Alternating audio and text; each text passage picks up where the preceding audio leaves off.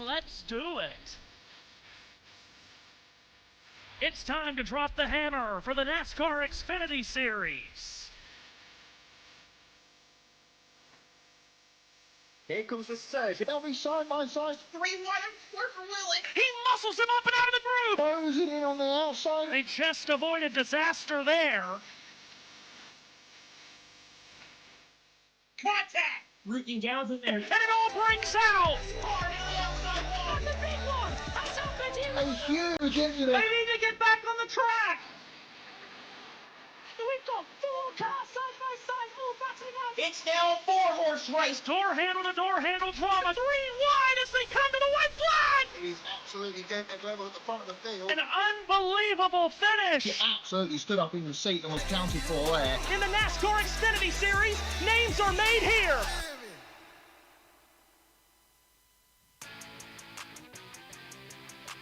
And the NASCAR Xfinity Series season is down to its final 3 races, and today, the wildest of the wild cards in the deck will be played out on this 2.66-mile behemoth of a super speedway. Today, the Xfinity Series is back in Talladega, Alabama, for the middle race in the round of 8 of the Xfinity Series playoff.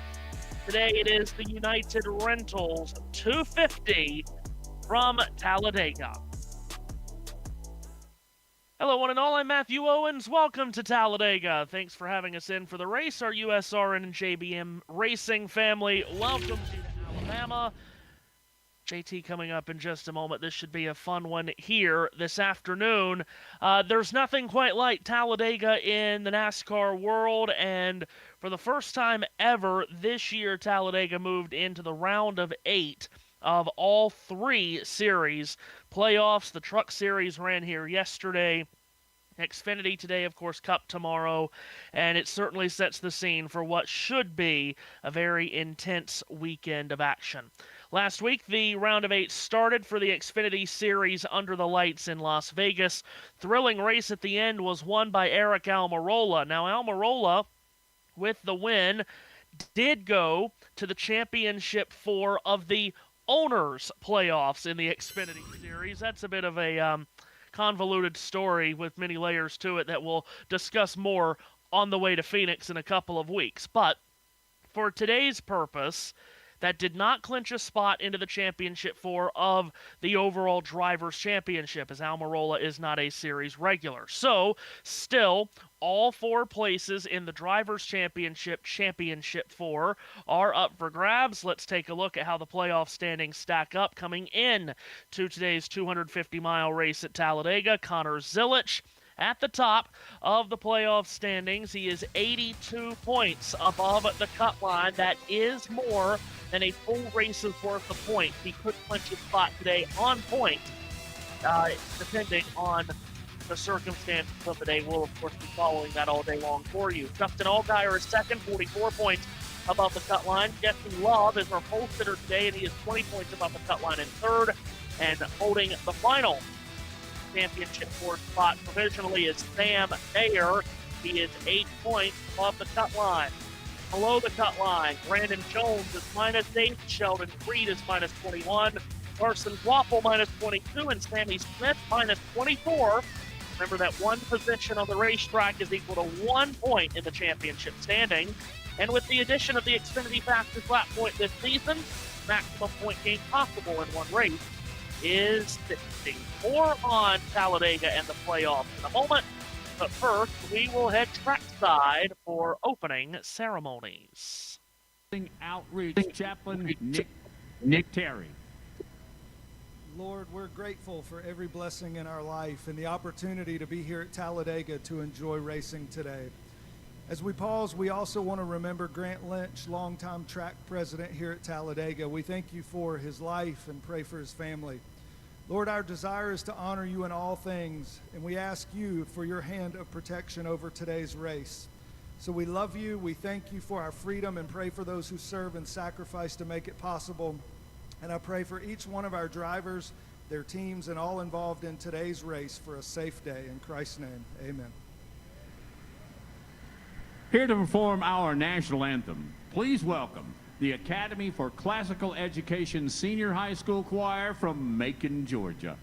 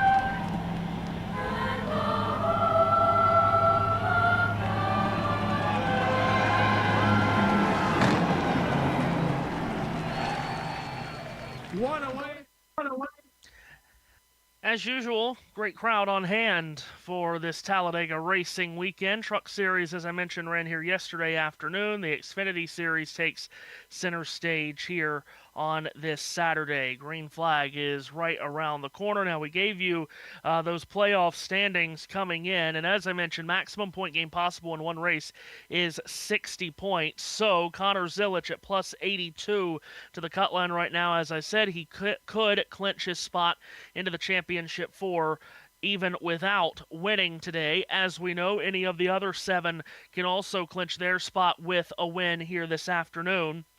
Jesse Love, currently above the cut line. He's on the pole today.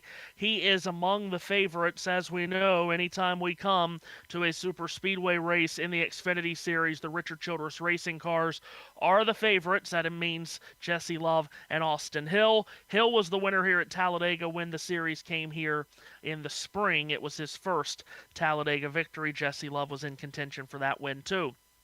Also of note, speaking of Connor Zilich, Talladega in the spring was the last time that Zilich competed in a race and did not finish in the top 5. He has 18 consecutive top 5 finishes, and in that 18-race span, an average finish of 2. It's just incredible what Zilich has done. That top 5 streak could be in jeopardy today. Of course, as I said, this was the last race, the last track we ran on that he didn't finish in the top 5 of. Remember, he was leading with half a lap to go in that race before getting turned around and hard into the wall. That created a back injury, and that's why he missed the following race at Texas. So we know how wild Talladega can be, and we know that because it was just when we were here about, 5 or 6 months ago. JT, as I mentioned, is with me here this afternoon. JT, glad to have you with us. We have had some really mega thunderstorms in the midwestern part of the United States that have been coming in. It's making its way towards Talladega. We feel as if we're going to be good to go as far as the weather for this race today and tomorrow, for that matter, hopefully, as the forecasts are showing that it should be. But the wind is blowing, sky's darkening just a little bit. It could set the scene for what could be a very intense race here this afternoon. Yeah, absolutely. Hello, everyone. Welcome along. It's good that you say that, Matthew, because, well, if I press this button, there is the current weather radar, and as you can see, Talladega over here, and all the way over here in Arkansas at the moment is where all of those storms are. So, making their way over, as you mentioned, back to cameras as we're testing new systems. Can you tell? As we are getting ready for the 2026. You've seen him on JB's streams that he's been controlling. Now JT's systems get to join in the fun and test out the systems. And as I mentioned off air, on the behind the scenes feed, which we also have, hello to the members. If you do become a channel member on select broadcasts, you get the behind the scenes feed, but we will get ready for the command momentarily. It's going to be weird when I produce JB, because I've named all of my scenes completely different things to what JB has had them named as. So at the moment we're on presenter. I think his is named to presenter camera screen or something. I've just shortened them all, but like battle screen timings and tracker for me is battle 3, so that'll get confusing. But that's for another broadcast when we're actually doing that. But Matthew, it's Talladega. Anything can happen. Anything can happen. Anything likely will happen. That is for sure. Again, first year that Talladega has moved into the round of 8 of the playoffs for all 3 of the National Series, the semi-final round, if you will. So we know the agita that this has created inside the garage with drivers and with teams. That is going to be something that these teams are going to have to deal with here this afternoon, no doubt about it. And I guess what we talk about a lot at Talladega, but especially for the playoff race, JT, risk versus reward. How much risk do you want to take in the first 2 stages, in the first 90 or so laps of this race, getting involved in the muck and the mire of the pack, versus the reward of being there at the end to have a chance to win, or at least to score as many points as possible? Yeah, absolutely. And well, if one little thing goes wrong in the pack, well, 9 times out of 10 it's not just that one car that goes round if it's in the middle of the pack, as we've seen many moments. But let's go down trackside for the command and I'll continue my point. For Speedway, let's give a big NASCAR welcome to Marty Harris. By day, he is the Senior Vice President and Executive at Acon Global Services. But today, he is here to say those most famous words in motorsports. Take it away, Marty! Drivers, start your engines! Woo! Well, the wait is over. Race 2 in the round of 8 is on the way. We've got the booth welcoming us back with 94 laps and the green flag on the other side. 94 laps coming up here at Talladega. And, yeah, you don't want to be getting into trouble early, as we were mentioning. But I believe, let's go down and get the World Feed preview. In Talladega, Alabama. It's a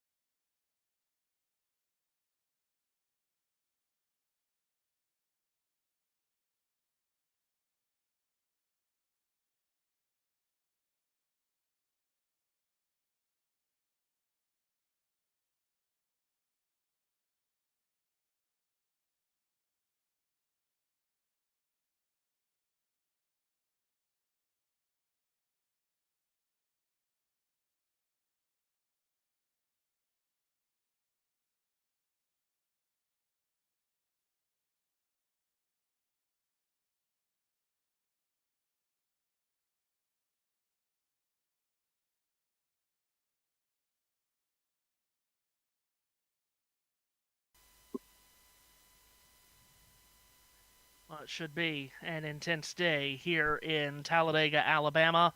This is the largest oval that NASCAR races on. It measures at 2.66 miles. You've got 30-plus degrees of banking in all four corners. You've got a 4,000-foot-long back straightaway, and on the front stretch with that tri-oval, 4,300-foot-long front stretch. And as I mentioned, the tri-oval perhaps is the trickiest part of the racetrack. A lot of drivers have said that in the past. You are making a full left-hand turn in that tri-oval, but you've only got half the banking there than you have in the four corners. We'll give you the starting grid here in just a moment. As you heard, engines have been fired, and we are getting set to go for the United Rentals 250 here at Talladega, the NASCAR Xfinity Series middle race in the round of 8.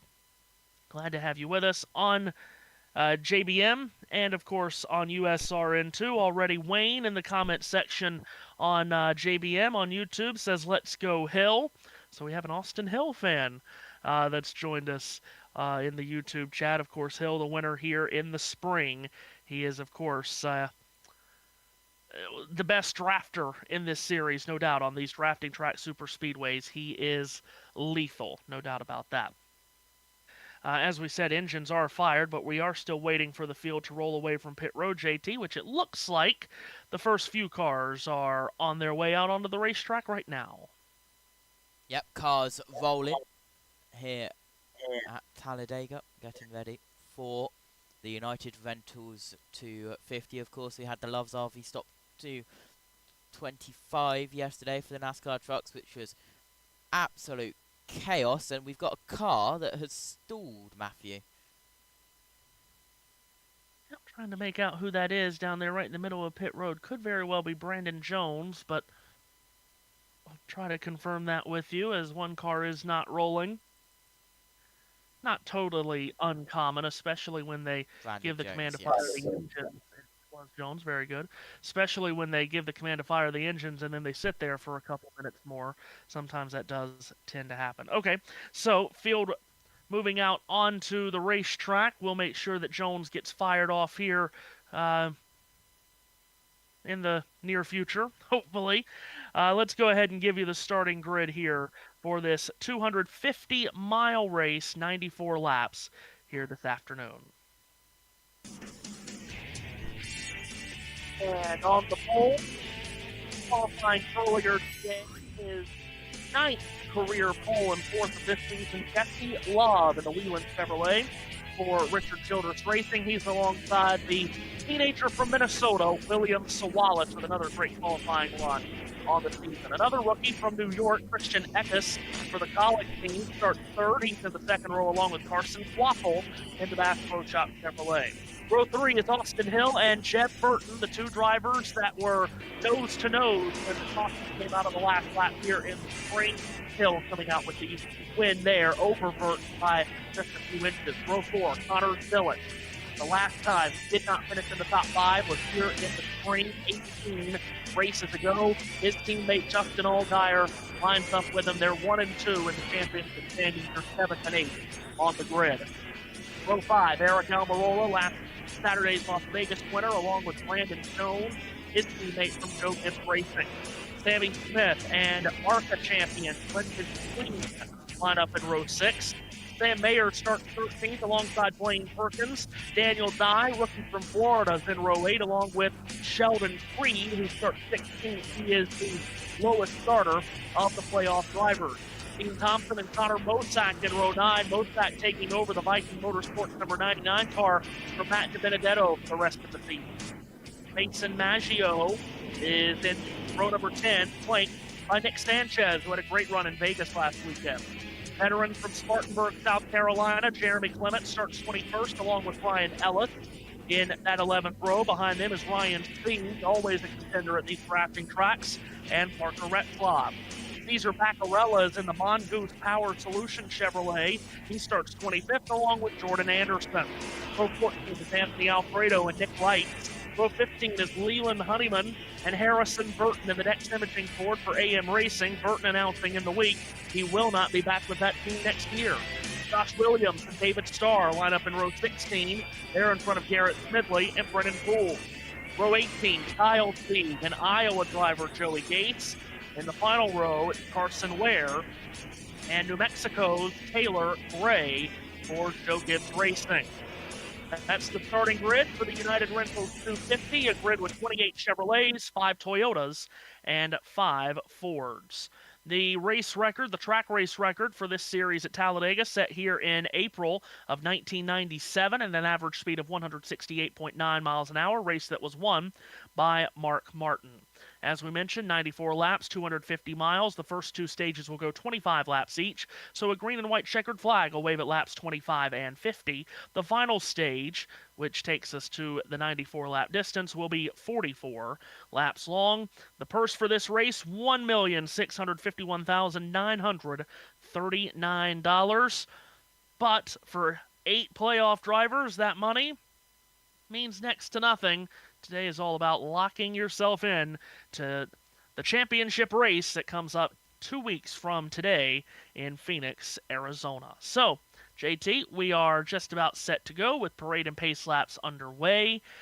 We've talked about those RCR cars being the heavy favorites, being the Pied Pipers, if you will, of this series at this racetrack, and you have them starting up front, including with Jesse Love starting at the very front on pole position.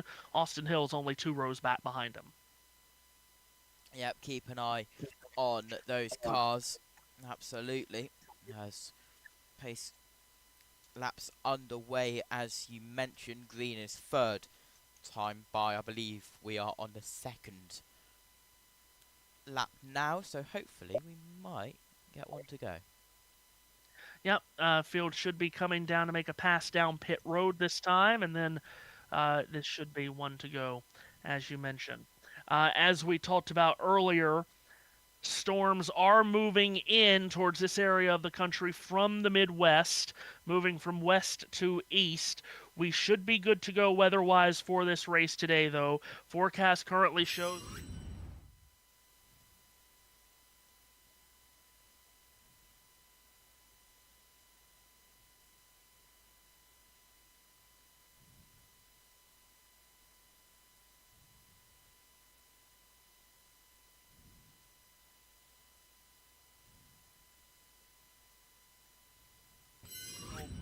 At least for now, it's being forecasted to get out of here around 11 a.m. or noon tomorrow, so we should be good for not only this race today, but we should be good for the Cup race tomorrow. I say should because, as we know, JT, Mother Nature has never been the kindest here in NASCAR land, but it looks as if the forecast could be trusted, that we should be good to go. There's a storm. The storm surge is up. Where is NASCAR racing this weekend? Right. Can always tell. Yep. So we get ready to go here at Talladega. There is not really anything like the build-up to a NASCAR race other than really the start to the Daytona 500 to start the season on the Cup side, and then the build-up to the start of a playoff race at Talladega. This racetrack's so unpredictable, so frightening. The dive into the unknown is what drivers and teams don't like, but JT, it is what fans love. Fans love this place along with Daytona and these days Atlanta because we come here and we just don't know what we're going to see. We can sit here and talk X's and O's all you want and talk about the Childress cars should be good, the JRM cars will work together. But even though we think we know, when we come to Talladega, we never really know. Yeah, that's right. And, well, if there is someone who can predict a Talladega and does successfully predict a Talladega race, so then they're God. They are right. They are on top because I don't think anyone can do that. As I press that button, and behind the scenes we welcome back the members, as we just had to go onto our brilliant 360p quality screen because I had to put a password in.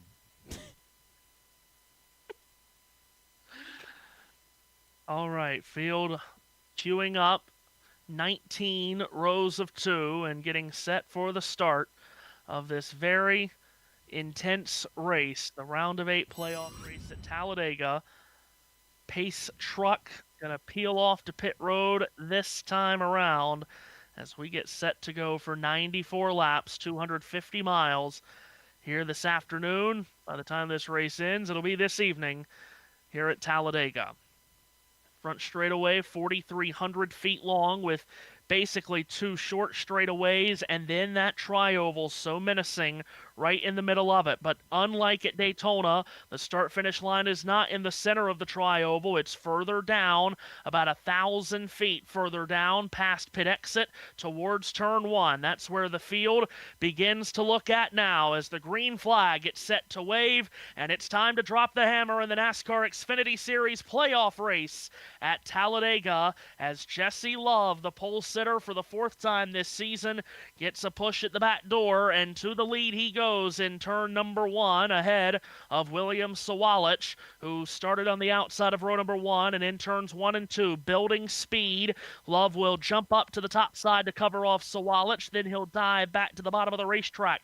So already, not even at full song yet, half a lap in, Love working the draft, switching lanes, but down the backstretch, he went towards the inside of the racetrack, and that allows that outside lane to move up on him. So Christian Eckes will drop in right in line behind Love. William Sawalich will come up on the outside, and they're 2x2 as they steam off turn number 4. Just about at full speed now. Takes about a full lap for these engines to get fully wound up with the restricted engines here. Through the tri-oval and across the line for the first time, a dead heat for the lead between Love and Sawalich, and that's 1 lap down with 93 to go, and just about the full pack, 2x2, 3 wide action going on 8 rows back, but not a lot of it. Love and Sawalich, Chevrolet on the bottom, Toyota on the top, 2x2 as they make their way to the back straightaway. Couple of Chevrolets at the back door. Christian Eckes on the bottom giving the push to Love, and it's Carson Quaffle up top that gives the boost to Sawalich.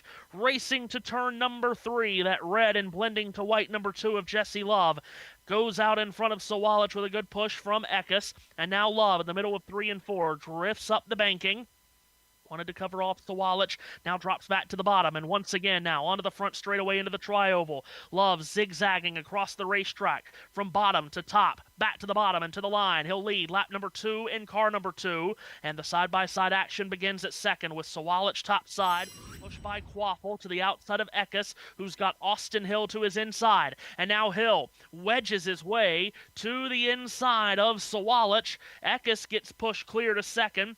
3 wide action, as I mentioned, about 8 or 9 rows back. Nick Sanchez is leading the extreme outside lane, led by him and Harrison Burton. Now Sheldon Creed jumps up there in front of Sanchez. He's to the right elbow of Brandon Jones and Sam Mayer. But at the front of the field in turns 3 and 4, it's Jesse Love bringing the field out of turn number 4.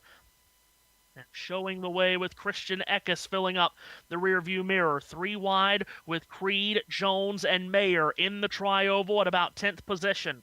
Steaming towards the line, Love leads lap number 3 as they shuffle back to turns 1 and 2. Right along that double yellow line is Jesse Love. And of course, if you're new to NASCAR, that double yellow line here on these drafting track super speedways, you cannot go below that line and advance your position.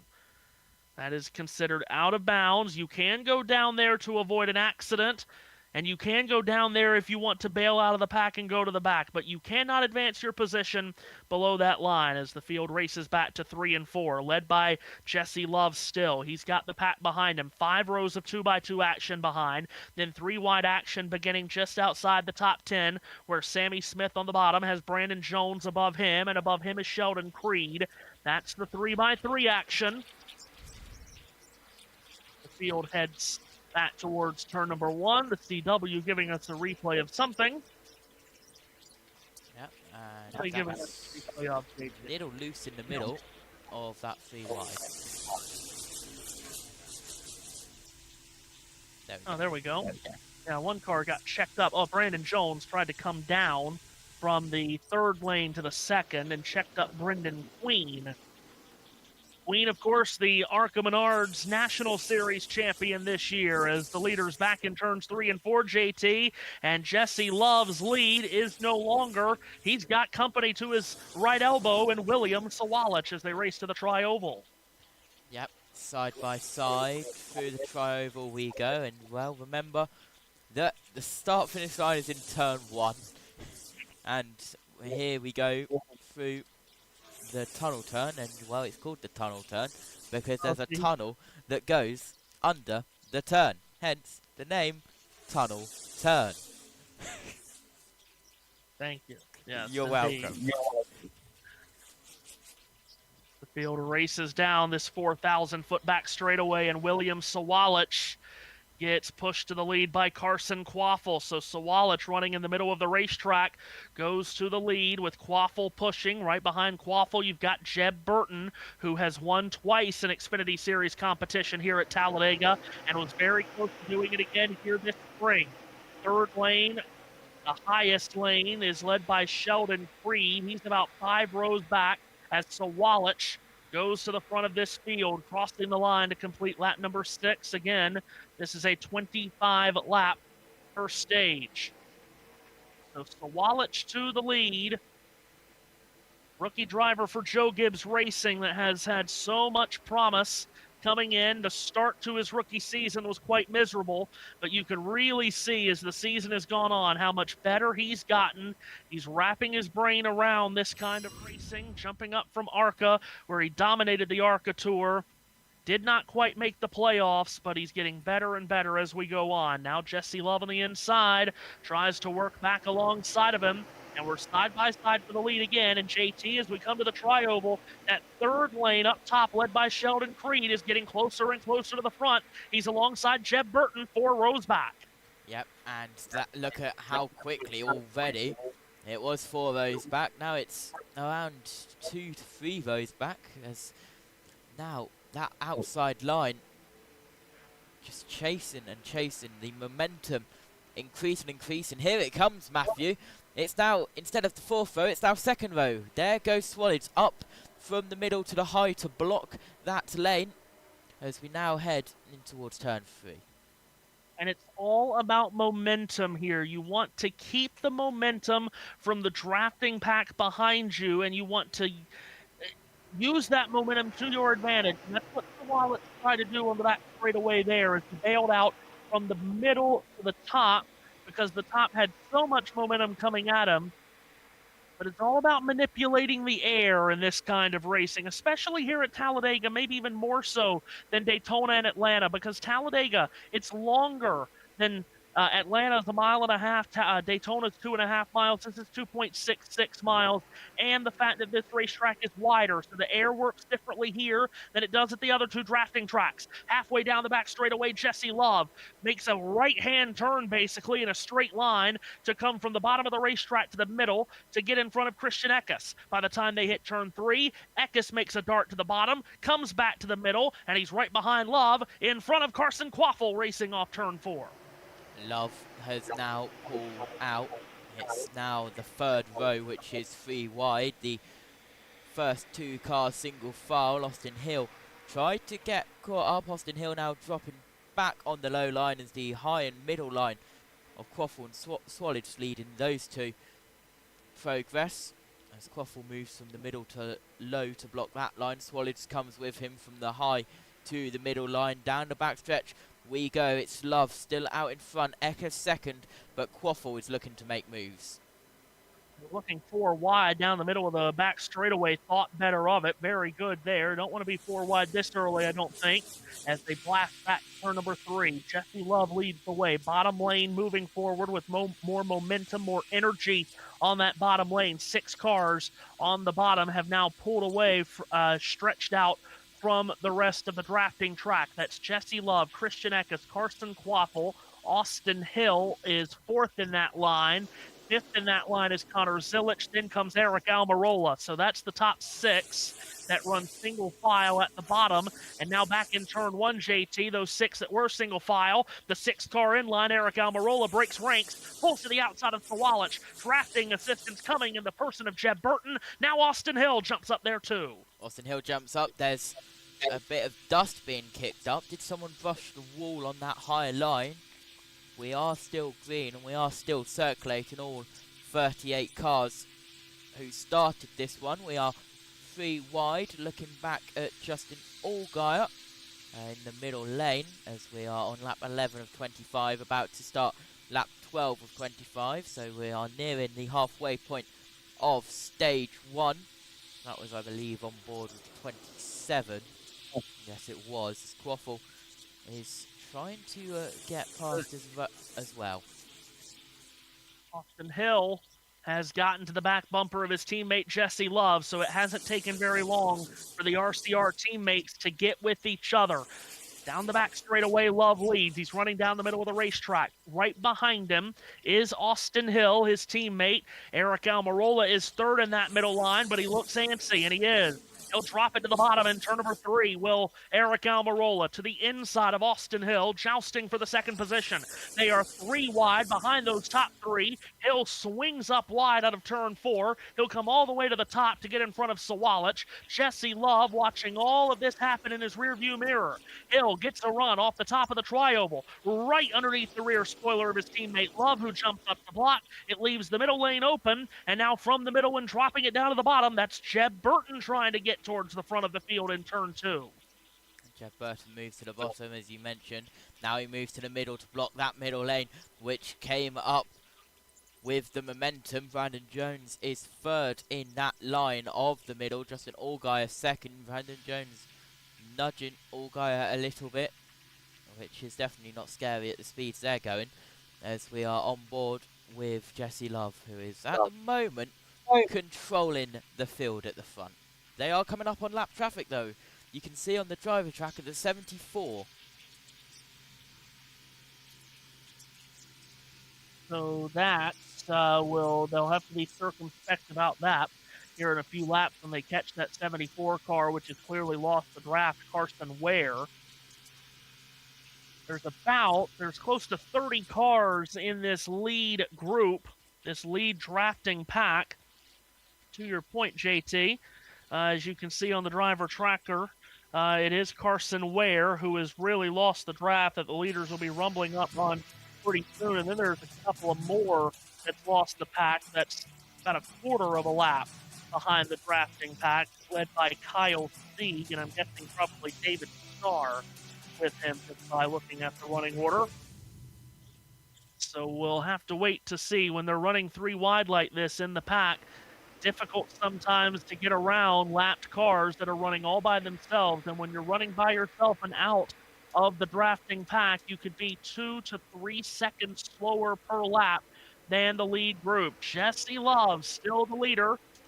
He's got Nick Sanchez that's come up right behind him in second position, though. Sanchez and Love, they were racing hard at Las Vegas last week, and after the race, JT, those two on pit road had a conversation, and it didn't look like a nice conversation. And Sanchez is taking the fight to Love here, heading to turn 3. Nick Sanchez going for the lead, and he's got it. The winner this summer on the drafting track in Atlanta.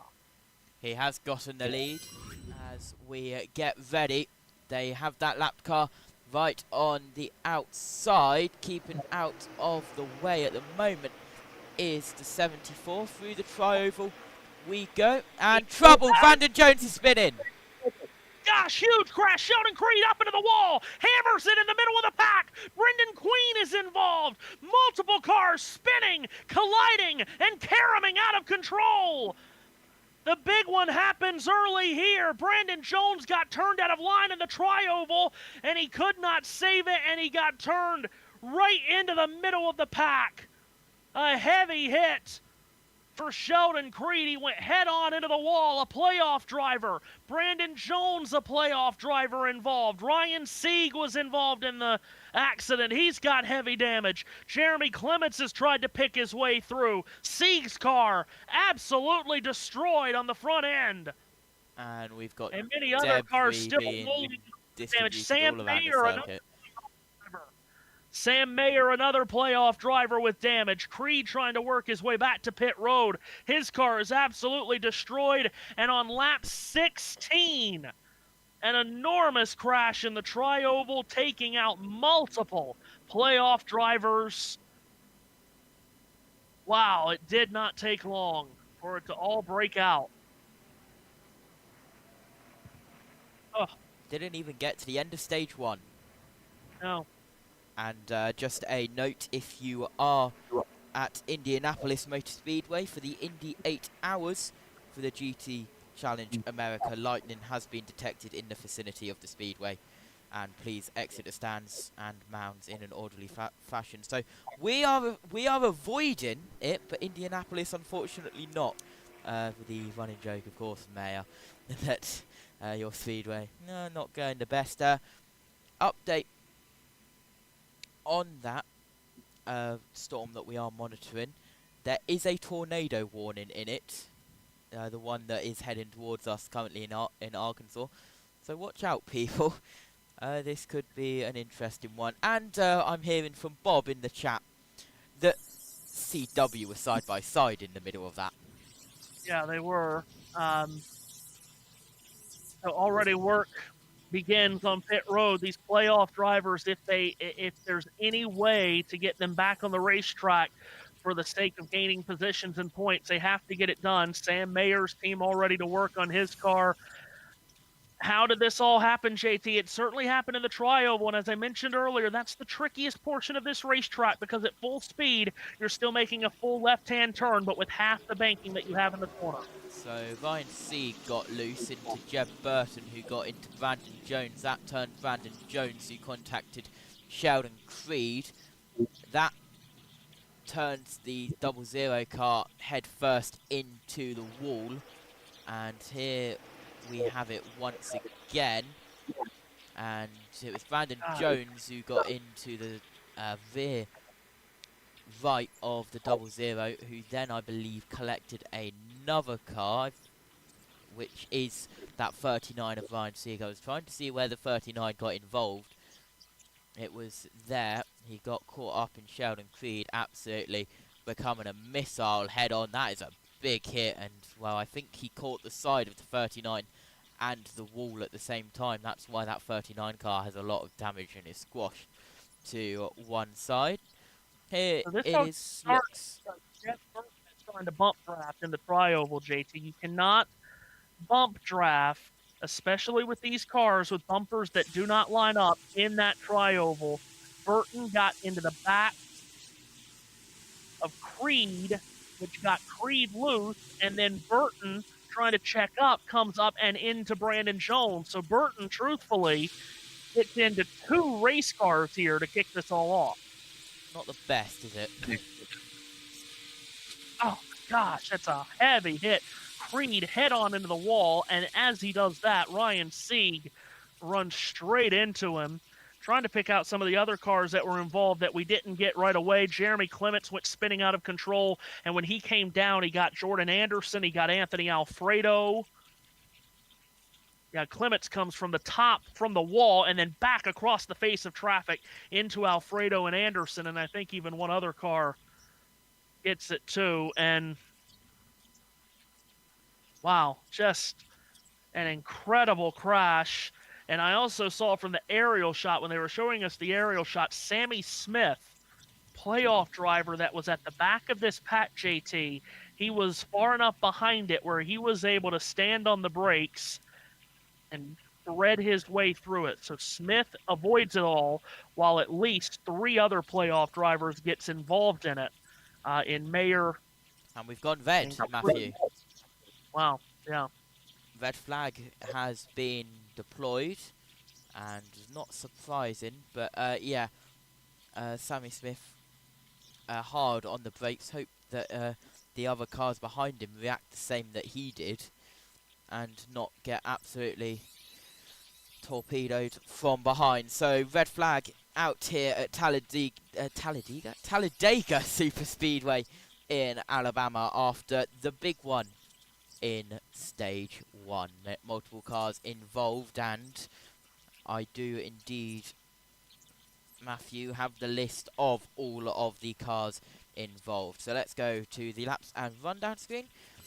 That'll tell you the 27, 25, 24. That is messed up on the OBS, so I'll read it quickly so we can go back. 27, 25, 20, 41, 39, 32, 51, 00, 11, and 42. That is a very easy fix, and if this ever happens to you on your own OBS, copy the source that is affected, delete it, and then paste it back in, and then it will fix itself. There you go. Step by step OBS fixing.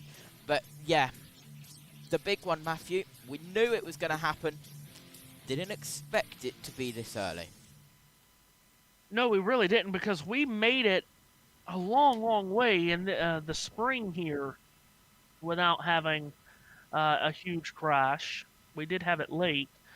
I mean, like you said, we don't even get to the end of stage 1. We really didn't even get deep into stage 1, just past the halfway point of the stage. To your point, red flag is out, as you said, and that means that a number of drivers, these drivers on pit road and teams on pit road, they cannot work on these cars under the red flag. So again, 3 playoff drivers involved in this: Sheldon Creed, Sam Mayer, so both of the Haas factory team cars, and Brandon Jones, all involved here. And heavy damage to all 3 of them. The way I looked at that, JT, is maybe the only one that might be able to continue is Jones. Not sure if Creed almost assured. I mean, Creed's car, look at that. That's, wow. That's not second hand now, I think that's third hand. That's not a good looking stock car at all. Matthew? Yeah. Do you want some random information? Oh, always. The new systems I have, I believe my old systems, it told me the flag status in 13 different places on my behind the scenes feed. 1, 2, 3, 4, 5, 6, 7, 8, 9, 10, 11, 12, 13, 14, 15, 16, 17, 18, 19, 20. 20 things are shouting at me right now that it's red. They are stopped on the back straight, by the way, as you can see on the tracker. With all of the other cars in the pits getting repairs, which they can't because it's under red. Once they go back to caution, they are allowed to fix it. But I think they might need a full week to fix that 00 car. I will say they've done a very good job in the time that they had before the red flag was displayed of getting as much sheet metal away as they could, but now they're going to reverse the car and take it to the garage, which is probably the smartest thing to do. But I mean, just about every bit of sheet metal that they could possibly get is off the nose of the car. The bumper cover has completely been shredded off. So again, for those 3 playoff drivers in particular, if there is any way possible to get these cars back on the track just to log laps and pick up position from cars that fall out of the race, they need to do it. Every point will be as valuable as possible, but I'm just not sure this 00, if NASCAR will even allow it back on the track, because again, it just about everything from, I mean, look, there's sheet metal alongside the driver's side window that's off the car. So I can't imagine they're going to deem that car safe to put out back on the track. I mean, that's about as damaged as you can get in a car still running. Here's a full list, Matthew. You mentioned the list of cars involved. What is that? Creed, Queen, Jones, Burton, Sieg, Anderson, Sieg, Mayer, and it disappears. About a dozen involved here, and the red flag is out.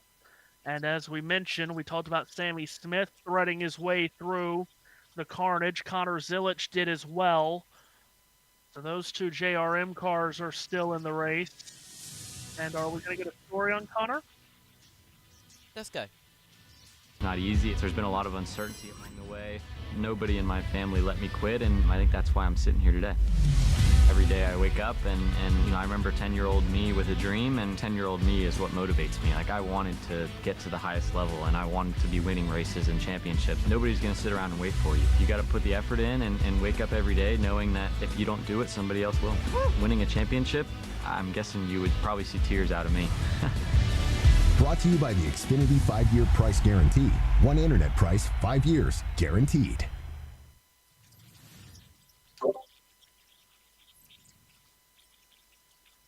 And as we sit under this red flag, we can just taking a look at our monitors, you can see the flags in the infield blowing quite a bit. JT did say there are tornado warnings in the storm through the Midwest, and that's why it's made so much national news here in the U.S. is that these storms are going to be We can take a massive. deeper look at it if you want, since we're under the. Why not? Okay, so let's press that one. And this is the weather radar we have. We are on the Little Rock, Arkansas radar, and south of Hot Springs. This is the main part of the Midwest storm. Tornado warning. It's a radar indicated rotation of a quarter size hail. It expires in 24 minutes. And it is for Clark County, and at 3:21 p.m. Central Time, a severe thunderstorm capable of producing a tornado was located near Gordon, or 11 miles southwest of Arkadelphia, moving northeast at 30 miles per hour. Now, Matthew, I don't normally get to use this tool, but just confirming it is northeast at 30 miles per hour, yeah. We can put this in a northeast direction. Let me zoom out and do it a little bit further. So, put it to the storm, and everything's just cracked. There we go. This is really going well, isn't it, Matthew? There we go.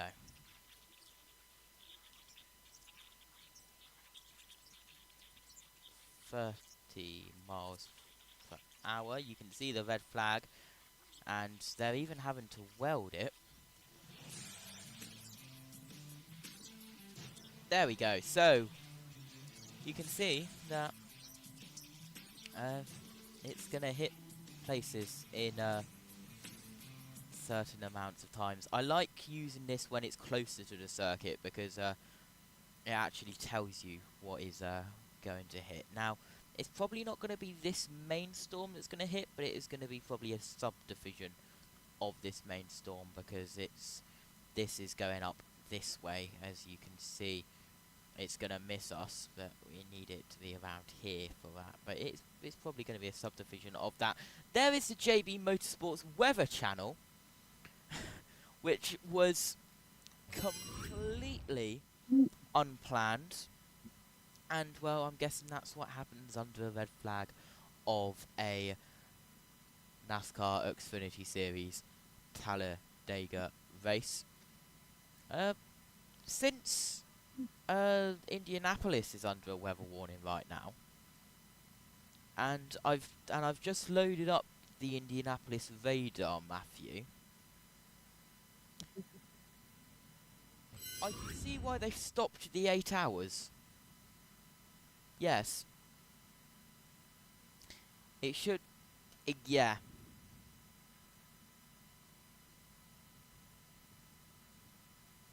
Yikes.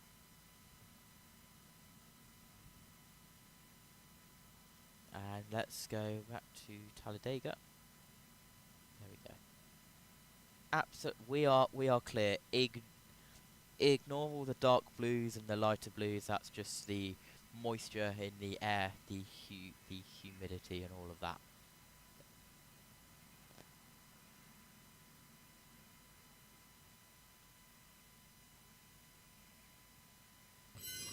As we are under the red flag for this, well, gigantic crash that happened, on lap 16 of the race. And there are some repairs going on to the safer barrier in the trioval, JT. I guess that was the main reason for the red flag. I initially thought it was for cleanup, but actually it looks like they are having to repair the safer barrier. This would be the reason why I would not have started a Talladega race so late in the day, because red flags do happen often around here. Do they and now? There are no lights on this racetrack, so I mean, oh gosh, just seeing these collisions again. Sheldon Creed all the way across the track. He goes not only head on into the wall, but then Ryan Sieg, I mean, right in the path of Sieg, who has no chance to miss it. Those are two mammoth impacts. And this is where we are thankful for all of the safety and the safer barrier that's come in, all of the safety equipment, the hands device, and of course in the other motorsport it's all halo. But I'm going to stop sounding like a pre-race ceremony and go down to the infield care centre. The 20 sideways, and then I was just along for the ride and just thought I was through it, and then the 00 just came right up in front of me, which I didn't even have time to brace. So it's like those are always a little harder when you don't know nothing's coming. But it looks like some of them guys were pushing a little heavy through the travel where the cars are already light. They've been pretty, free all day, and then just a little heavy on the pushing at lap 13. Were you surprised to see such a big wreck so early? Of course. It's lap 13. But all in all, we had a fast Psyops board. We were making our way to the front like we needed to be and tried to stay out of the wrecks, but sums up our 25 season, just wrong place, wrong time. But just hats off to everybody that worked so hard with Haas and Psyops and Ford. Just sucks to end so early. Gotta agree with Ryan there. I do appreciate that Kim Kuhn asked another terrible question, which she's become accustomed to doing, unfortunately. And just a comical response by Ryan there. I mean, God bless, the sheet metal has been sheared off completely off the left side of his car.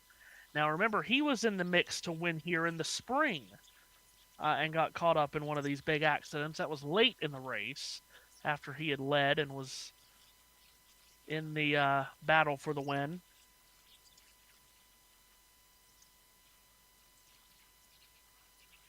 But yes, at a track with no lights, JT, and a track where you can get a number of red flags, why you would start it so late in the day, I do not know. Shall we go to the CW studios and hear from Carla Metz? Why not? We've got nothing better to talk about. And then an even bigger announcement, right? Justin Allgaier's crew chief, Jim Pullman, going to finish out the season with the number 7 before moving to RCR to become Kyle Busch's crew chief in the Cup Series. That's going to happen next season. Allgaier told me this week, he said, yes, of course, I was sad when we sat down to talk about it, but I told him, you'd be crazy not to take this. He said, I'm just happy to have been a part of his story, to showcase his abilities. He's worked so hard his whole career for this opportunity. And he added, Adam, I'd love nothing more than to end this time, his time at JRM, with another championship. So these next couple of weeks mean even more for that 17. Yeah, Pullman told me this week, Carla, that he's looking forward to working with a couple of Hall of Famers next year at NASCAR's top level. But I just think of the residual impact in 2026 of all these changes at Junior Motorsports. 25 has been magnificent, but that organization is going to look totally different next season. Definitely will, and I think for Jim Pullman, this is something he always wanted to do, was to race on Sundays and go have that opportunity. And it's a shame for Justin Allgaier, of course, with all they've done together. I feel like Justin really handpicked him and wanted him to be the crew chief of this 7 car. It led to finally getting that championship. That's going to be tough to replace, and a big risk for Pullman from some people, I think, in terms of going there to work with Kyle Busch, trying to get him back in victory lane. I'm of the opinion Kyle Busch still can get back to victory lane. I tell you what, if you zoom in on that headset just a little bit, you see Jim Pullman's nickname right there. They call him Pooh Bear. Great guy. He's been around forever in the sport. He's worked on a lot of teams that I've been a part of. I remember when he was a tire changer. I think it's really cool, and we saw that the Connor Zilich, American story. Same thing for these crew chiefs, right? I mean, he started out, he's raced a little bit, but he's worked his way up the ladder, and to get to go and work with a guy like Kyle Busch, good for him. I think everyone in general in the garage is thrilled for Jim. Let's continue this theme and get a little 7 radio here. That's probably why you have won most popular driver multiple times and hopefully win it again. I really, really want to make a comment right now about you going to the Cup side, but it's too soon. I even though I'm joking, I don't want you to think I'm mad at you. I'm not trying to get the full context. Yeah, right. Yeah, I'm missing something here. We missed the first part of that story, but those two guys have been friends for a long time, and I think Justin's very sincere when he says that he's happy for Jim being able to move on. It clearly puts Justin in a unique situation where you possibly, you won the championship last year. He's going to be in a position most likely to win it again this year, and he's going to have a different crew chief next year. So, yeah, it's a unique situation for Justin. Getting word they're going to refire the engines, lift the red flag, go back under caution as we wait things out here. Back to the care center and more with Kim Kuhn. That's right, Jeremy Clements release, and you came out shaking your head and you looked at me and you said, unreal. What was your take on that incident? And then what took you out of the race? Because when you drove the car behind the wall, it did not look that bad. Kim, I didn't even break a sweat. I mean, we barely got going and just trying all the different lines, seeing what our all-South electric Chevy liked, trying to be as fast as Xfinity Mobile. But, yeah, I don't even really know what happened. I know we were coming up on a lap car, the 74, and then we were all trying to get by him, and then I saw the 20 get jacked up. And then from there, I was just in the middle of it. So I still haven't seen a replay, but, yeah, it's just unfortunate. And once we started going back, I'm missing about half my left front brake rotor, so I had no brakes. So, unfortunately, we were going to need to make minimum speed and then fix that, so we weren't able to. But here we go. Oh, okay. 27. Oh, yeah. What are you seeing? What are you oh-yang? Well, it looked like the 27 got in the back of the 00, shot him into the 20, and then all carnage broke loose. It's Talladega. I just hate we were 13 laps in the race and not 94. That's unfortunate. I want to thank Chuck Kuhn and all the guys from All South Electric, Chevy, everybody coming on board, Alliance Driveway Solutions. But we'll just have to go to get them at Martinsville. Jeremy had a top 10 finish at Bristol in the playoff opener. Last few weeks, not as good, and today ending with disappointment as well. And this cars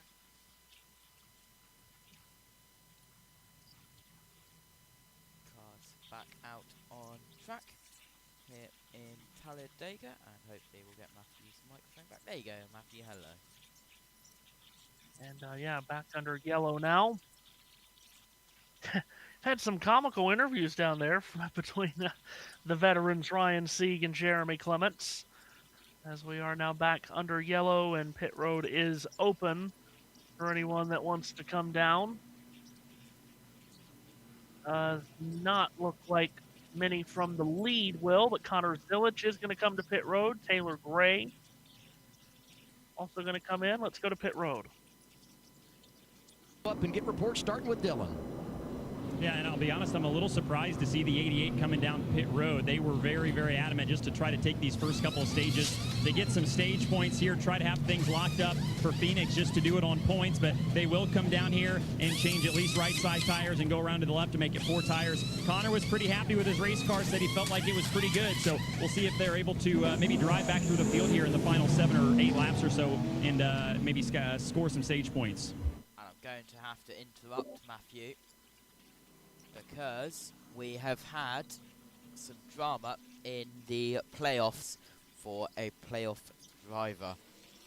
And that playoff driver, Matthew, 41 of Sam Mayer, he had too many crew members over the wall while under DVP, which is a 2-lap hold. Yeah. My guess on this, I could be wrong, but my guess on this is they thought they were already going to be multiple laps down anyway. Just try to put as many people over as possible, fix it as quickly as possible, take the 2-lap penalty to keep from getting more laps down by having to go to the garage. That would be my guess. Yeah, and Creed has been released from the care centre, so hopefully we shall hear from him soon, as we are on board, I believe that's Jesse Love. Well, we'll see how the complexion of this race changes, if at all, here when we get this restart, because obviously the pack is going to have less cars in it, so that's less energy in the drafting pack with 12 cars damaged in this accident.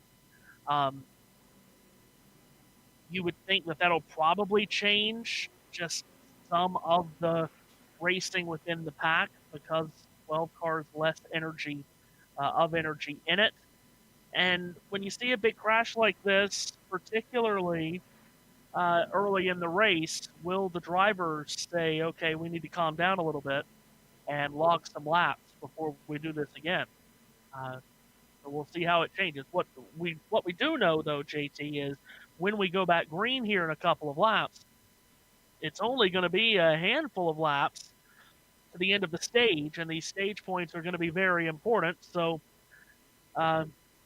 action might just pick up right where it left off to get the stage points. As we could see that. But, yeah.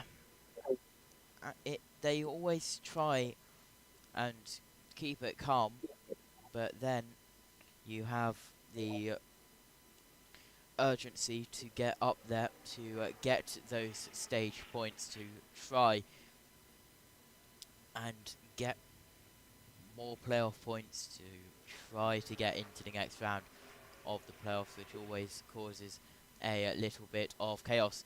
Matthew, guess what? Good news! Not the Dacia Sandero. We are doubled up, and we are getting ready to go back under green and bonus points if anyone watching got that top reference. We'll reset the running order for you as we're going to get the green with 5 laps to go here in this opening stage. The leader is Nick Sanchez, followed by Austin Hill, Jesse Love, William Sawalich, Justin Allgaier, Connor Mozak, Eric Almirola, Christian Eckes, Carson Quaffle, and Sammy Smith is the top 10. And that is very majestic music coming back from break for the CW. Absolutely.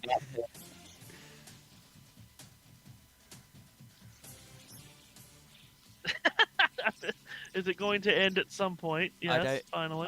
I don't know. There we go. But, yeah, we are going green this time.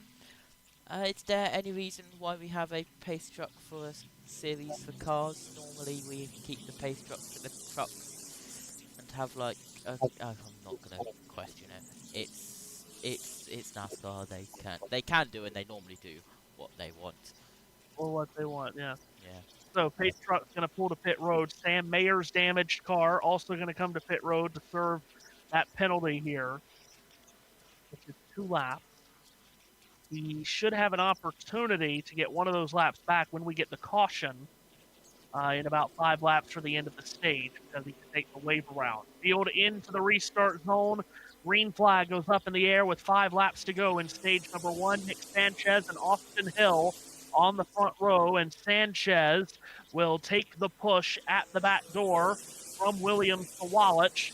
And Sanchez has his nose in front of Hill in turn 1, but now Sanchez wobbles just a bit in the middle of the corner. Austin Hill and Jesse Love, teammate hooked up topside, will draft around the outside of Sawalich and Sanchez and go to the lead. So Austin Hill goes to the front of the field, pushed by Jesse Love. Justin Allgaier is the car third in line on the top lane behind those RCR Chevrolets, but on the approach to turn 3, JT, the RCR tandem drops to the bottom to get in front of Nick Sanchez.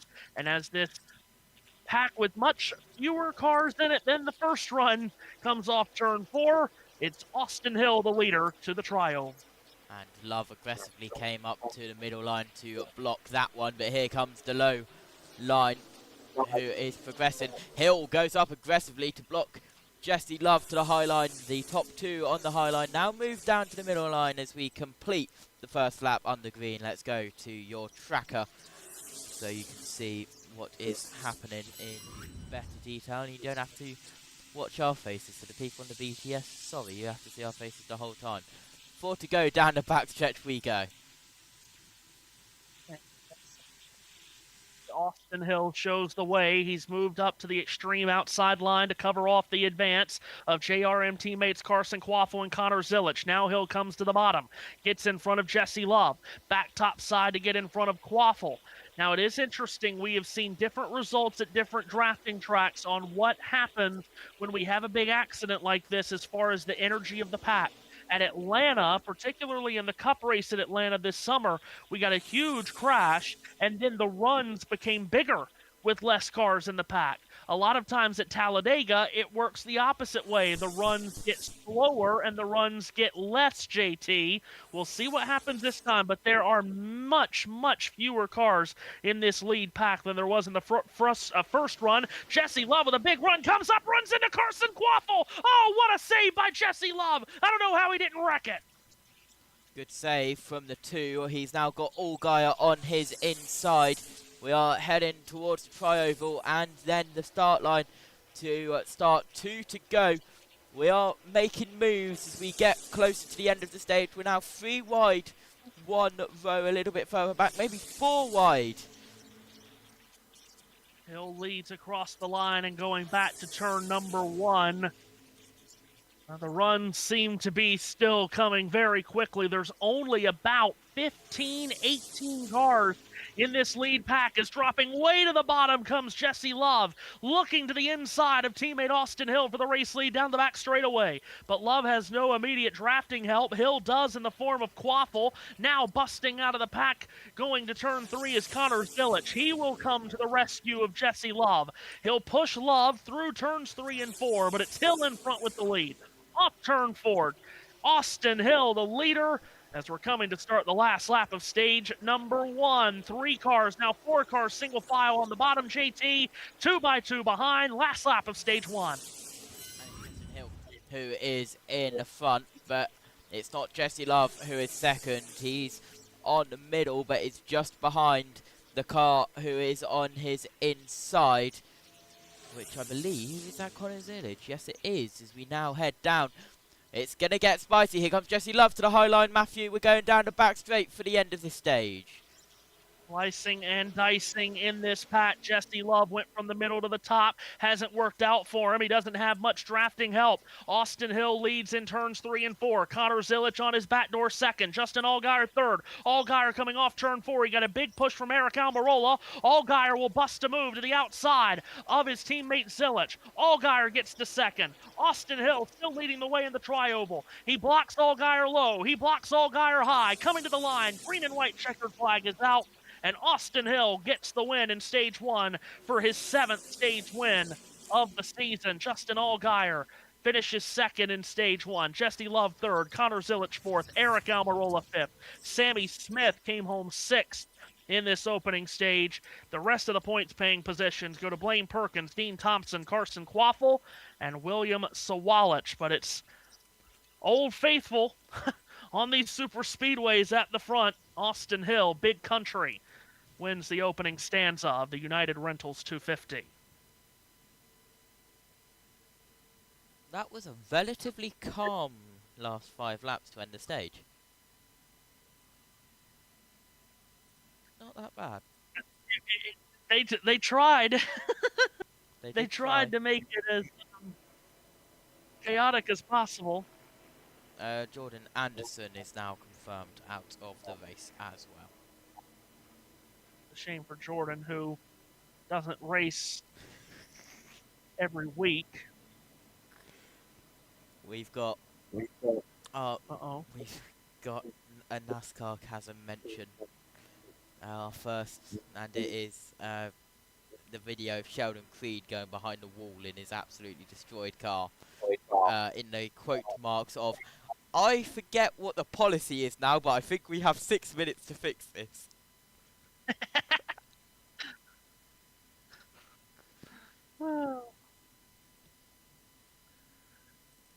Also, as it hits 10 p.m, it's 9:59 now, but 10 p.m, I believe that means that you should be able to watch the F1 qualifying on the other stream on JB Motorsports. Oh, yeah. Yes. Dual streaming across multiple continents. Both races are in America, which normally means there's a clash somewhere, and oh, look what's happened. Another clash. Well, I think we can go to this screen and it show you all of the information, the classification, the summary, and you now have the full list of cars. That was all that, and got some news. penalty vehicles / free pass. Your free pass was the 20 of Brandon Jones. He pitted too soon, so he now has to go to the tail of the field, which overrides his free pass.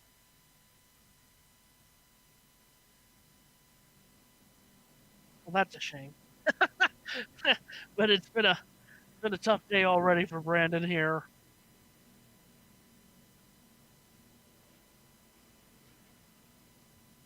What else? By the way, you talk about multiple streams. We've got multiple streams coming up on the brand new Ultimate Sports Network on YouTube. Do we now? Tell me more. Yeah, so the NBA season is getting underway this coming up week.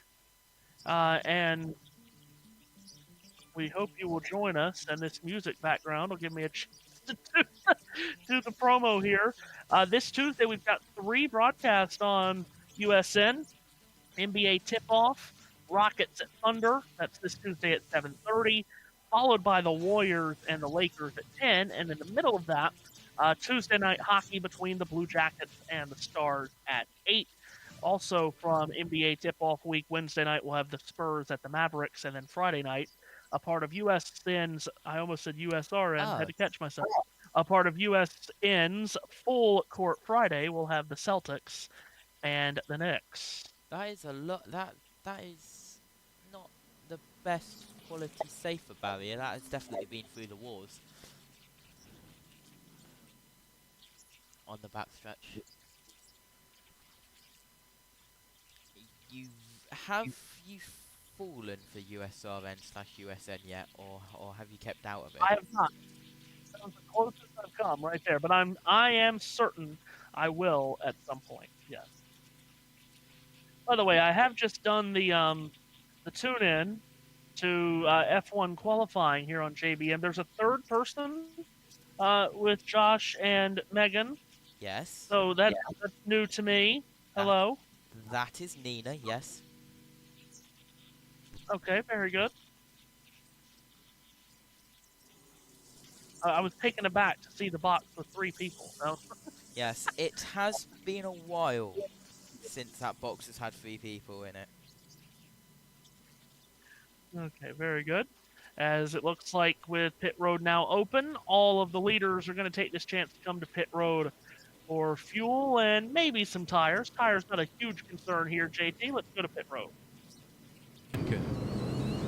And for the 2 of Jesse Love, he said the car is really good, just need rear grip. So you see that track bar going down to fuel only for his teammate Austin Hill. They would put tires on it. He said really good out front. Could stand to be 2 numbers freer to drop down more than 1 lane, Dylan. Eric Almirola, 3rd from the bottom, had some feedback I've never heard before. He said, my car doesn't want to pull through the tires, so they're not going to make any chassis adjustments or anything. 4 tires and fuel. 4 tires and fuel for Justin Allgaier as well. Pretty happy with his balance. Race off Progressive Pit Road. Josh Williams comes off first, plus 11. We'll investigate what happened there, what kind of strategy. Love gets a spot. Zillage picks up 1. Nice gains for Taylor Gray, and Austin Hill goes 4 in the wrong direction on that cycle of stops. Stage 2 coming up on CW.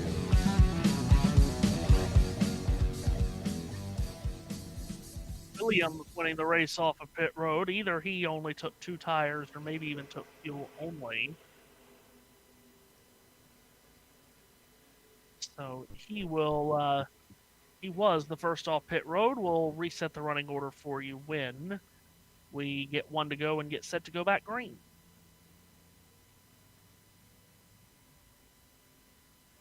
So, under caution then.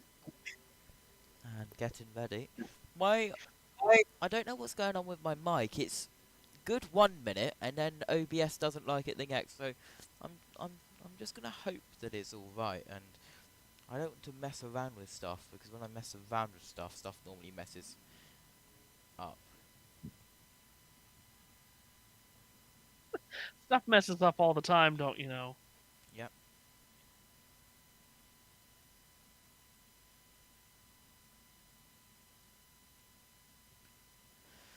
So, hello to everyone on JBM and the members behind the scenes. I've I'm so behind on my preview that I have on YouTube Studio because I've been off it. I've just seen the moment where I did the step-by-step tutorial on how to fix OBS. So let me just update that so I can actually see what's happening. NASCAR Cup Series, just a little bit of a warning. Tomorrow it will be a little bit different, but you will still get full coverage. Joshua Birch will be starting your broadcast off, taking the audio from Mixler, so there will be a little bit of a added delay, and then when I get back from getting muddy and dusty at Northampton for the Brisker F1 stock cars and the Brisker F2 stock cars and the national mini stocks up at Northampton Shellway, I will take over the broadcast, and I will hopefully be able to jump in the Teams call with Matthew and hope that Teams works with the new 2026 systems, because that's what we're testing today with the new banners and all of the new graphics. And well, it's been we haven't really been able to set up the driver tracker on my OBS, but we have now got the driver tracker on the OBS. So if we go to that screen, we have JB's screen that he uses as well. That sounds very complicated. I hope that works out for you guys tomorrow.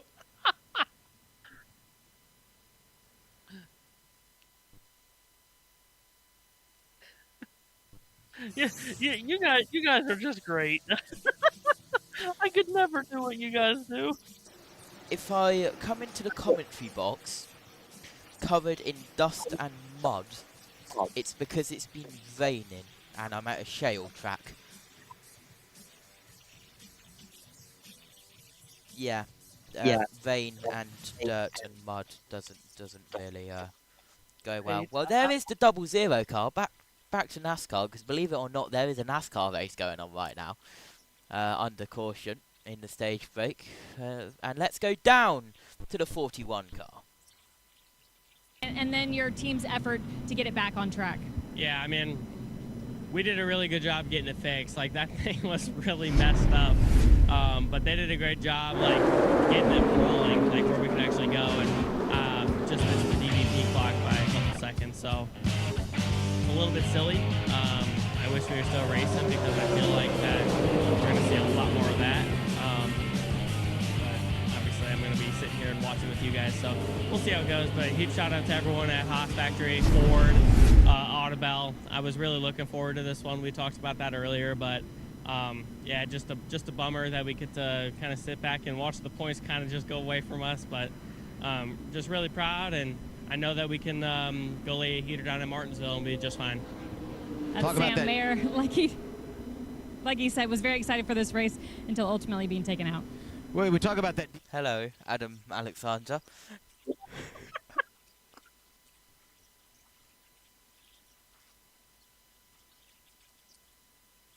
Do appreciate the if only you guys knew what went on behind the scenes, and I know we have a behind the scenes stream going on, but still, you still don't know everything that's going on behind the scenes. JT is educating me on things as we are educating me on things that have nothing to do with this race even. Want to know something really weird? That in the production world, red is you're live, believe it or not, and green is you're not live. I know. Playoff standings. Plus 116 for Zillage, plus 70 for Allgaier, plus 57 for Love, plus 3 for Quaffle, minus 3 for Smith, minus 5 for Mayer, minus 10 for Jones, and minus 27 for Creed. Let's go over to this one now, because we are getting ready to go back to green. What I mean by that, Matthew, is that your green is your preview and your red is your program.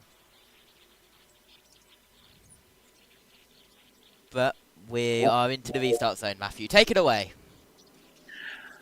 Dean Thompson and Kyle Sieg make up a very random and an eclectic front row here for this restart. As we get stage 2 under the green flag, Dean Thompson choosing the outside of row number 1, takes the shove from Jesse Love, and off we go in stage 2. Love shoving Thompson to the lead in turns 1 and 2. Remember, you cannot lock bumpers in this series, just the stupidest of rules.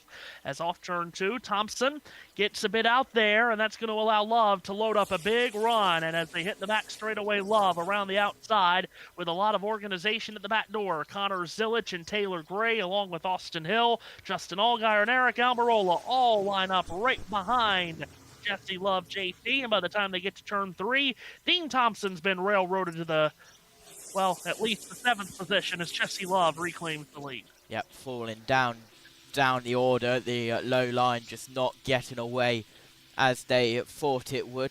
The high line at the moment is superior, and Jesse Love is in control of that. Love to the lead. He, Zilich, Gray, and Hill look like they all have a big plan right there on that restart to just load up a run and easily bypass the Dean Thompson automobile. Single file through the first 4 cars, but the first car ducking down to the inside, that's Sammy Smith. Behind him is Nick Sanchez. Those two trying to make hay on the bottom on the way to turn number 3. Smith is alongside 5th place running Eric Almirola. Now some moving and shaking as they get to the corner. As Jesse Love drops down, Connor Zilich to the bottom of the racetrack. Love tried to block him, he couldn't. Zilich slides up out of turn 4 with no drafting help. Gets in front of Love. That's an impressive move by Zilich JT to take the lead. Yep, good move from the 88 car. Now across the line we go. It's lap 9 of 25 in the stage. Same distance of lap distance as the first stage, but of course shorter with all of the yellows, but we had the reds and multiple yellows in the first one as well. Lap 34 of 94, your lead is Connor Zilich. We've had 2 cautions for 10 laps. We've currently had 9 lead changes, and we also had that red flag for, I believe it was 16 minutes and 21 seconds. Over to you, Matthew. Felt much longer than that, unfortunately, as Love and Zilich are side by side again in turn 3. Looking for the lead is Love on the bottom. Teammate Austin Hill right behind him. Top side Zilich and Taylor Gray trying to work together, but it's Love back to the front of this field, pushed on the bottom of the racetrack by Hill and Sammy Smith. In the tri-oval, Smith goes up, Hill blocks him. Now Smith slices back down to the bottom. He's alongside Hill, but so is Nick Sanchez. Nick Sanchez goes 3 wide to the bottom, and they are 3 wide for the 2nd position in turn 1, led by Jesse Love. Sammy Smith, middle of the racetrack. To his left elbow, Nick Sanchez. Love drifts up the banking to cover off Smith. He'll drift higher up the banking off of turn 2 as Love tries to control this draft. And he is very good at it, and for the moment, he is doing it. Love leads halfway down the back straightaway. Nick Sanchez in his draft behind him 2nd. Christian Eckes is the one directly behind Sanchez on the way to turn 3. First 2 cars single file. Side-by-side action begins with Eckes and Smith at 3rd. Then comes Justin Allgaier, Connor Zilich, Carson Quaffle is there, as Jesse Love leads the scramble back to the tri-oval. Coming to the line to complete the 10th of 25 laps here in this 2nd stage. That's Love and Sanchez, who had that not-so-nice conversation on pit road after the race last weekend in Las Vegas, who lead the way. Right around the top of the racetrack they go this time through 1 and 2. Sammy Smith is in their tow 3rd. Back to the back straightaway this pack goes. About 20 cars in this lead pack at the current moment. Carson Quaffle has dropped all the way to the very back of this lead group after being towards the front of it on the restart.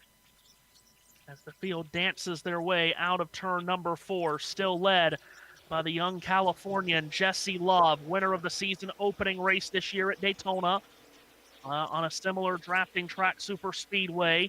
He cuts hard in the tri-oval from top to bottom as Christian Eckes was sniffing out a run. Love covers that off, and before he even gets to turn 1, he'll come back to the top to get in front of Sammy Smith in that red, white, and black number 8. Smith skated through the round of 12 of these playoffs with tremendous bit of luck and fortune late in the Charlotte Roval race. Sanchez gives a push to Smith halfway down the back straightaway. Smith has a run at Love. What will he do with it as they make the arc into turn 3? He'll stay in the tire tracks of Love this time, not wanting to make an assault at him for the lead. But Love now will take the elevator ride from top to bottom, cover off Christian Eckes. Now Eckes off turn 4, slides back up the banking. He'll get in front of Smith up top, but Love is still in front of all of them as they make their way to the tri-oval and across the line one more time.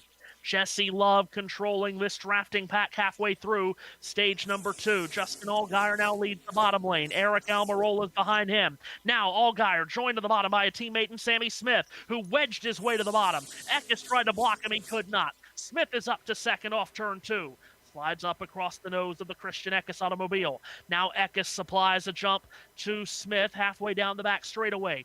Smith gets right underneath the spoiler of Love. He'll stay in behind him. At 4th position, Connor Zilich in turn 3. Makes a dive to the bottom of the racetrack. Gets alongside and past Christian Eckes. That's Zilich up to 3rd. Justin Allgaier's behind him 4th. In fact, 3 JRM teammates now line up.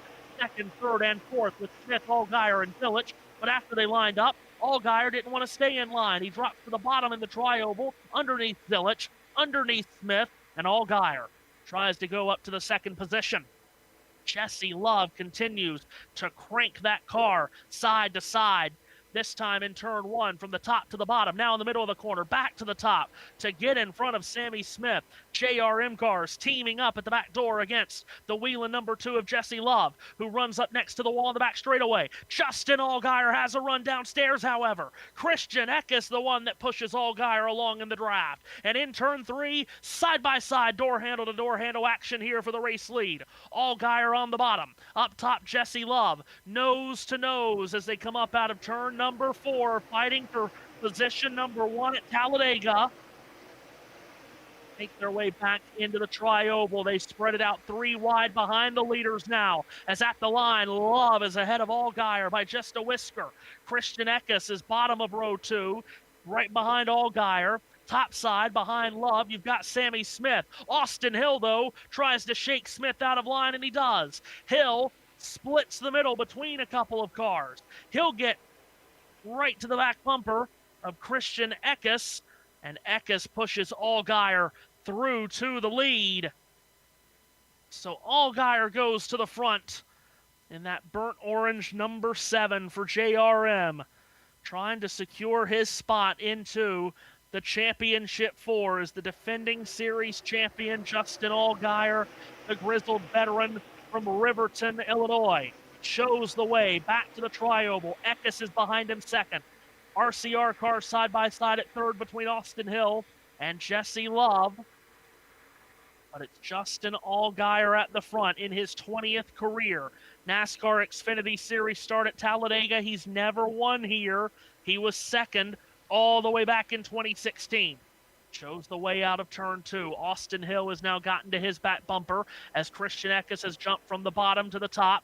Eckes now has Allgaier come up in front of him down the back straightaway. Now Allgaier will change lanes aggressively one more time. From top to bottom on the run to turn number 3. Allgaier gets in front of the oncoming Austin Hill line. He's got Nick Sanchez behind him. Leland Honeyman is there too. Leland Honeyman in car number 70. 3rd car on that inside line behind Sanchez and Hill. And it's Justin Allgaier who continues to maneuver this draft. It's the line. Closing in on the halfway point of this United Rentals 250 here at Talladega. Now working lap 41 of 94. And Austin Hill sneaks a peek to the inside of Christian Eckes in turn 2.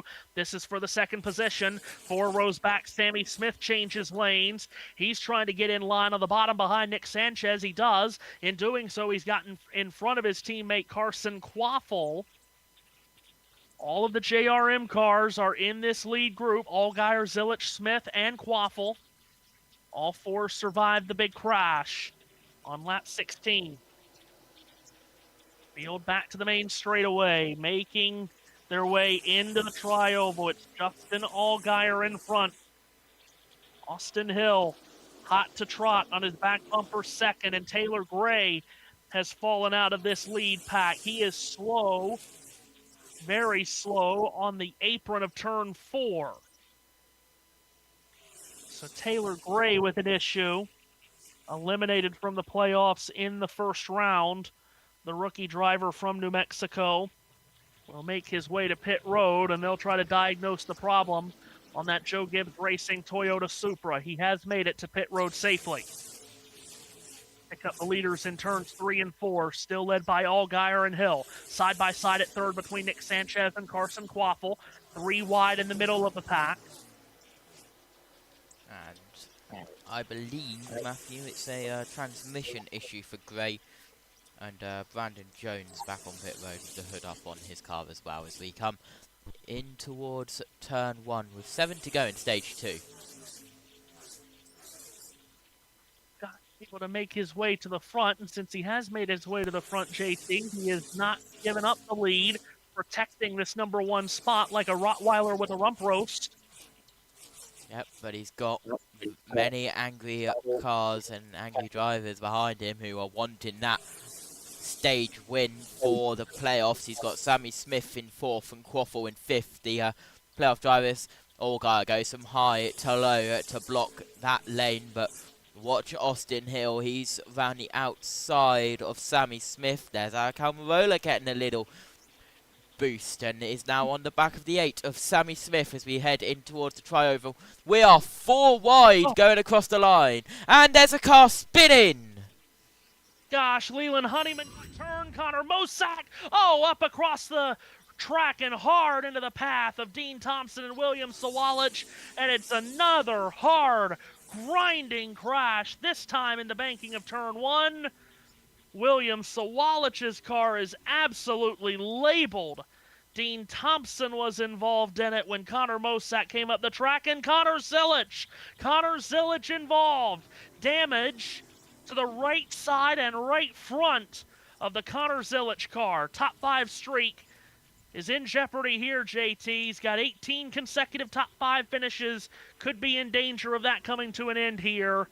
We were just talking about Leland Honeyman a couple of laps ago when he had broken into the top 10. You called it right across the start-finish line. They were 4 wide. And what happened? Watch Honeyman. Was it the 25 of Hazen Burton getting into Leland Honeyman? I think it was. And you have Jeff kicked off the huge crash earlier, and Harrison Burton kicks off this one. Well, it's a Burton bash here at Talladega, you could say. As once again, another car going straight up into the safe barrier, this time the number 99. Here is a replay from the outside camera.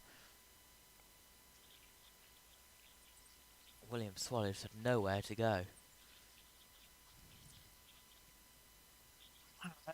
That's similar to the first accident when you had Creed coming all the way across the track and into traffic. This time now you've got Leland Honeyman coming from the top of the track, bottom of the track rather, or no, not Leland Honeyman, I'm sorry, Connor Mosack in the 99, from the bottom of the track out of control to the top and right into the path. Oh, gosh, Dean Thompson and William Sawalich, and we're going red again, and I'm assuming this is probably to check the safer barrier there because it was such a hard impact. Time to send the second red flag photo to JB.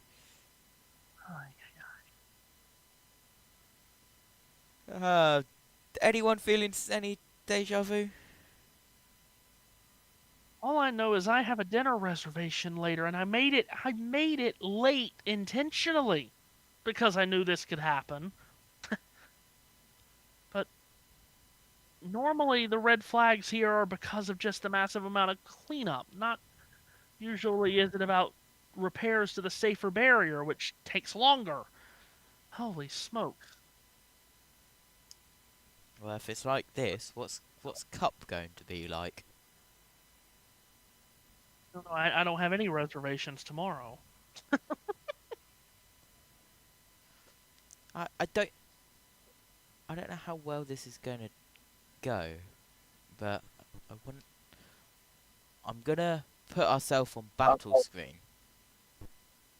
And let's go battle 2. And I'm gonna see. You know how I was talking about the reds and greens? Yes. Right. Earlier on. This is how I control. I'll go to the presenter screen so it's bigger. This is how our JBM live streams are controlled. Well, oh, look. This is how I control the JBM live streams. You have the starting screen, the intro, the orbit, the screen we're on right now, session cam, battle 1, battle 2, battle 3, tracker, laps and rundown, weather, outro, and end. Discord, mute and deafen. Just if I want to mute myself on Discord or deafen myself so I don't have to listen to Matthew. Why would I ever do that? This is where I can just mute my mic so when I hear me and then I can just unmute again. This is where I mute Discord, this is PRN, MRN. This is where I can choose whether I fade or use the stinger. So let's say we want to go to battle. Now let's say we want to go to the session cam, so you can still see that. That stingers it, but if I then press that button and then fade back to the presenters, you see that it will quickly fade across. Music fade up, music fade down. If you hear the music fade up and down on the start and an end screen, that's done by these two buttons. Discord voice meter, that's why I control the user volume, so that's a little bit broken. And then when we have the grid music and the open, they're all controlled here. Anyway, that is how we control a JBM broadcast. There you go. There you go. That's how it's controlled. I have many. Well, I don't know if I have many questions, but I have a few questions. First, to get started on this, though, JT, you have to take our cameras off because I have to get up for a moment. They are already off. Don't you worry. Very good. Okay, here we go. Here we go.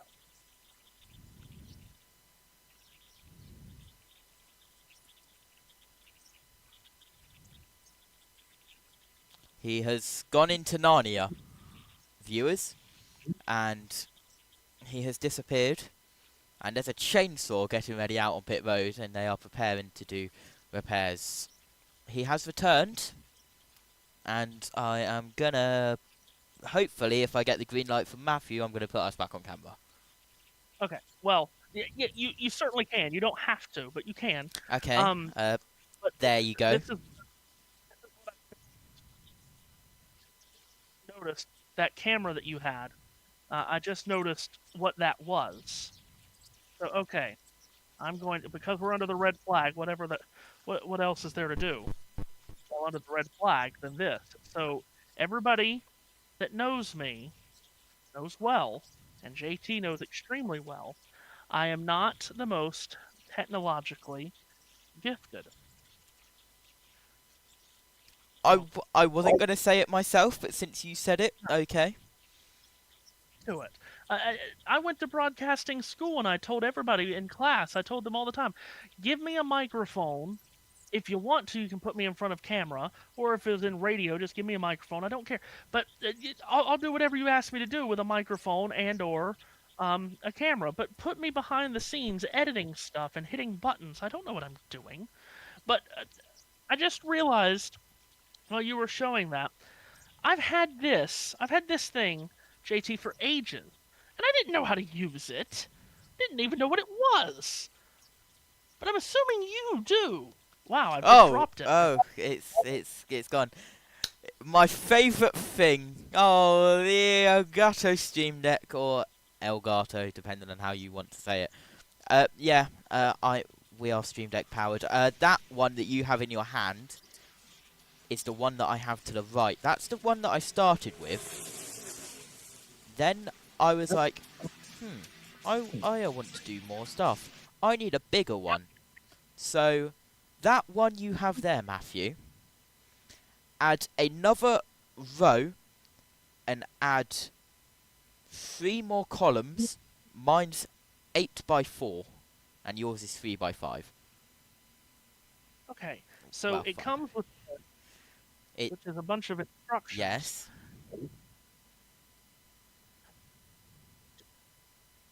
So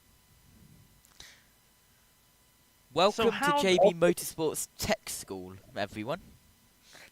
Exactly right. So in your opinion, and I have a feeling I know how you're going to answer this because we just saw what you're using. In your opinion, would it behoove me to learn how to use this and start using it? That. How do you mute your microphone at the moment? I pull my levels down. You can literally just press a single button. You don't have to touch your levels. The brilliance. Do you have multiple scenes on OBS? You can use the buttons to do that. You know how you play your media sources for adverts and stuff like that?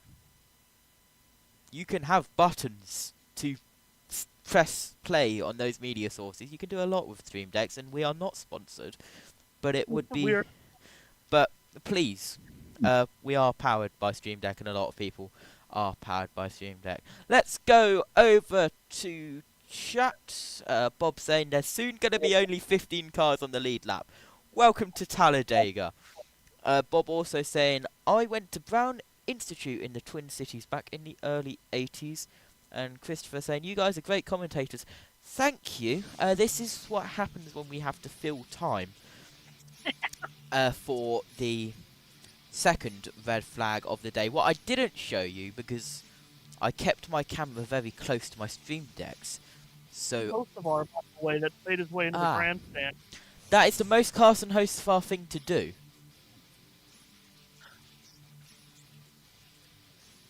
But yeah, I kept my camera close to my Stream Deck so I didn't do TV pictures and have NASCAR come after us. But I'm gonna attempt to move it while live. This laptop over there, that is the behind the scenes stream. That is streaming this screen over here to the YouTube channel members. If you become a YouTube channel member, you can watch this stream throughout the whole broadcast. Bus mixer, this is where I can mute my mic, world feed, when we play the open, the track audio, my boom arm which is over there, my headset, and channel 1 I don't use. Keyboard number 1, mouse number 1, because you need two mouses and keyboards. One's for the laptop. This is where I can have you come out my speaker, so if I'm not going to do it because there'll be a horrible echo. And Matthew, I think we found out why we went red. That's a lot of dust and a lot of cleaning they're having to do at turn 1.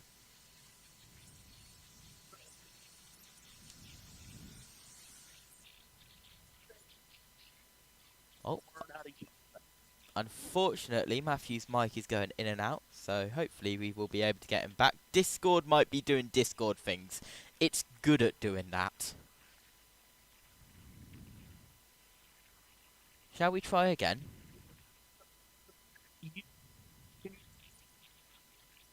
It's kind of there, but it's not there. Discord's being Discord.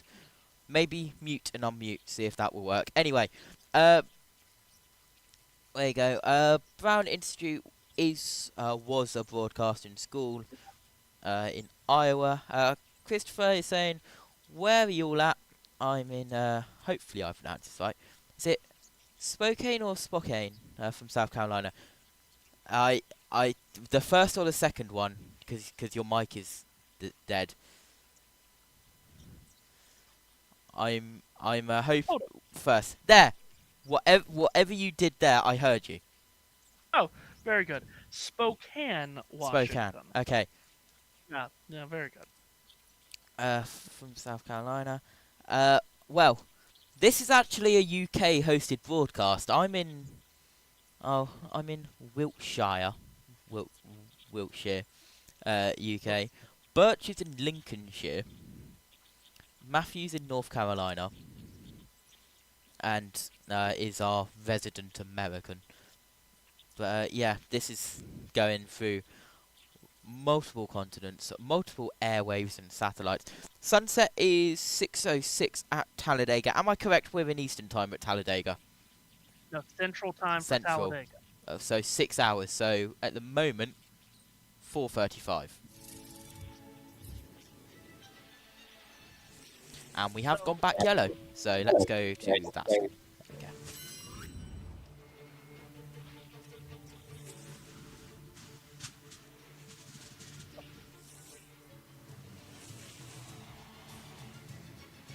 Discord is absolutely loving your microphone, Matthew.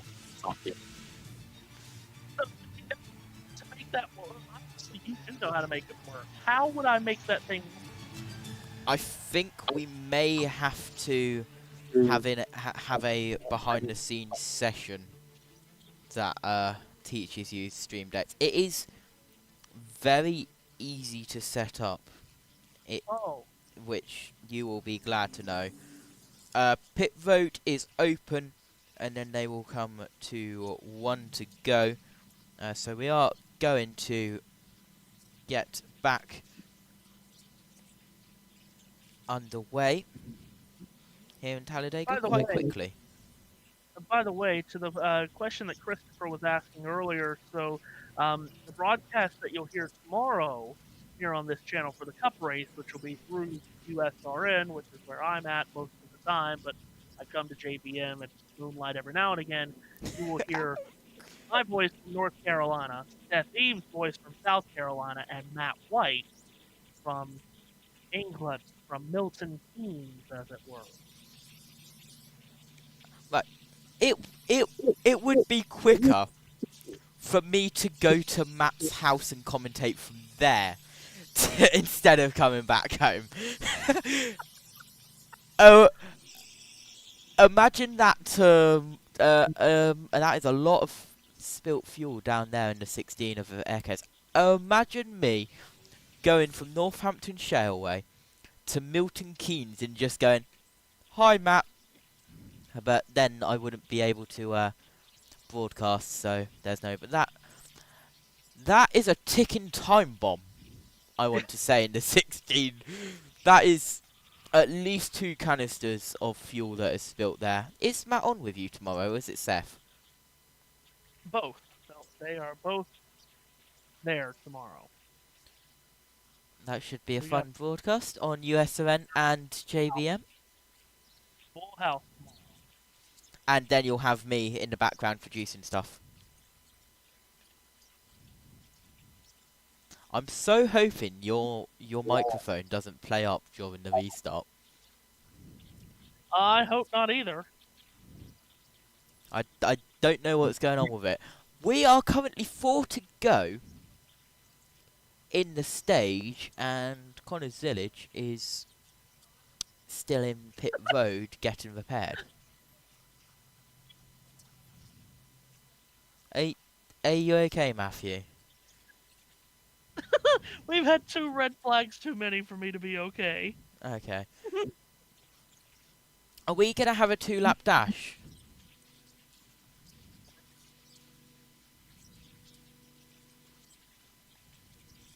And the 88 and 70 pitting too soon, so they have to go to the tail of the field. By the way, the second red flag time was 10 minutes and 35 seconds, which we should hopefully, and I'm going to say hopefully, and well, I think Matthew will scream if there's another red flag, but hopefully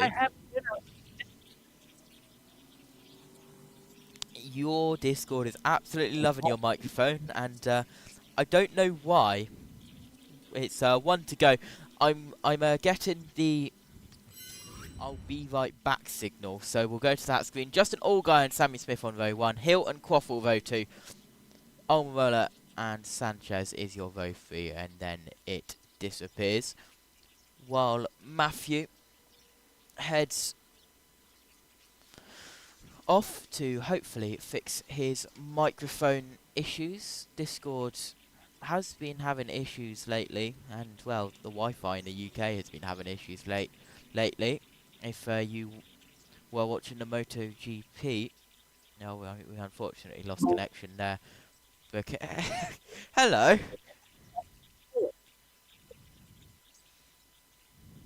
Do we have a Matthew Owens from North Carolina?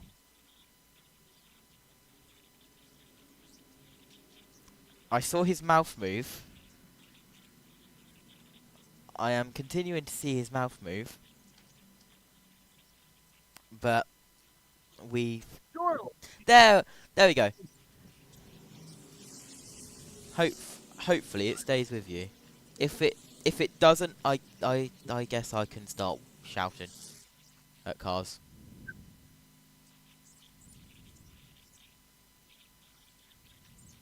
Okay, we gotta start turning some laps here. we have to start turning some laps here. How long into your reservation? We're inside an hour and a half. Ah. So, all right, here we go. Pace truck to pit road, and JT was absolutely right. It will be a 2-lap dash to the end of stage 2. We've just crossed halfway in the race. 47 laps down, 47 to go. Green flag up in the air, JT. 2 to go in stage 2. With teammates on the front row, Justin Allgaier and Sammy Smith. Yep, and we head now into turn 1. Look at all the dust that's being kicked up by the cars because of the red flag repairs. The drivers aren't going to like that. The track should have, and I hope, was swept, but there is still a lot of residue down there, so we need a couple of laps. But Allgaier is still out in front. Matthew, who we can hopefully hear. Allgaier in his 20th career Xfinity start at Talladega. He's never won here. And here they come off of turn number 4. Allgaier's got a bit of a lead here. 2-3 car lengths on the pack behind. For second, Austin Hill is side by side with Sammy Smith. But this pack should have a big run coming at Allgaier. Allgaier got too big of a lead as they come to the start-finish line. Hill does have a big run. Allgaier tries to go to the middle to block him off. He can't. Austin Hill rips it around the outside on the final lap of the stage. Yep, and the outside we go. Austin Hill trying to battle Justin Allgaier. Down the back straight we go, but here comes Carson Quaffle. And Quaffle to the back bumper of Austin Hill, pushing him past Allgaier. Now, Quaffle and Allgaier are teammates, remember, and they're not working together right now. 3 wide further back as Eric Almirola, Sammy Smith, and Nick Sanchez nearly get together, but it's Austin Hill, who won stage 1 in front here, trying to win stage number 2. Goes to the bottom off of turn 4 to cover off Allgaier. Carson Quaffle on the outside. Field fans out in the tri-oval, all behind Austin Hill. Green and white checkered flag is waving, and at the line, Austin Hill wins stage 2. Second verse, same as the first here at Talladega. It's Hill over Allgaier, Quaffle, Eckes, and Sanchez. And hopefully they can get the blowers back out at turn 1 to try and blow all of that dust away, because the dust was still there once they reached turn 1. Again, there is a replay of the green and white checkered flag a moment. That looks like a brand new green and white checkered flag to me. That is that's a little bit too green and too white to be one that's been used before. But yeah, under caution now, and let's go to the battle screen so you can see the full rundown under stage. Caution, Austin Hill, Justin Allgaier, Carson Quaffle, your top 3. Eckes, Sanchez, Love, Almirola, Smith, and then Jeb Burton, Blaine Perkins, then 11th down, Daniel Dye, Josh Williams, Joey Gase, Mason Maggio, Parker Retzlaff, Carl Sieg, David Starr, Harrison Burton, Leland Honeyman, and Brennan Poole is 20th. Then that is your top 20 over there. We've had 12 lead changes. This is our 4th caution. We've had 2 for incident, 2 for the stage conclusions, 7 leaders, 2 cars behind the wall, and well, 2 so many cars that are out that it actually goes off the bottom of the screen, Matthew, believe it or not. Well, as I continue to just hope and pray that you can hear me when I start talking, when noises start coming out of my mouth. Noises indeed traveling between continents, yes. Right. Yes. So yeah, to the comment that Christian made, yes, we will be on this channel tomorrow for the Cup race with some different voices, but we're excited for the Cup race tomorrow, 2 p.m. Eastern Time. for the Yellowwood 500. Not the Yellowwood 500, JT, but the Yellowwood. Why can't it be the Redwood 500? I don't know. Now, Bob asks if this on screen now is really the current playoff standings. That's not from what I'm seeing on screen, JT, this is not the playoff standings per se. It's live points, but this is not to the cut line. Your cut line would be at 4th with Quaffle. So you have to do some math there based on Quaffle to see the cut line. So right now, Quaffle would be 4th. Sammy Smith would be -9. Sam Mayer would be minus, as I do math, 21. Brandon Jones would be -24. And Sheldon Creed would be -40. And then above the cut line is Quaffle +9. Jesse Love plus a whole bunch. What is that? 34. Justin Allgaier plus 77. And Connor Zilich plus 82. And now I wait for the playoff standings to be posted on Twitter so I can confirm whether you are right or wrong. But then, yes, it is Allgaier, annoying having to do maths.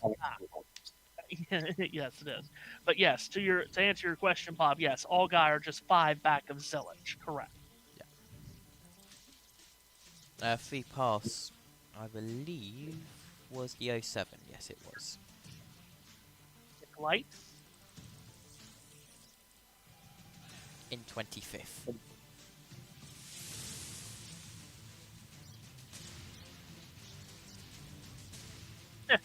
CW doing a promo for their CW Football Saturday, which is coming up starting at 6:30 with Washington State at Virginia, followed at 10 by Lafayette at Oregon State. They may be very much in danger of not getting to that Washington State-Virginia game on time. That's only 45 minutes away. Yeah.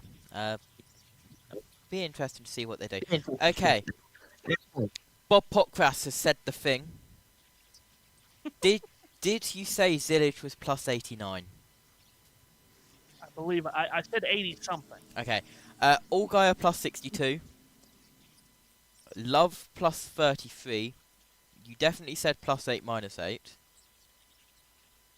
I believe. Quaffle -12. Smith -16.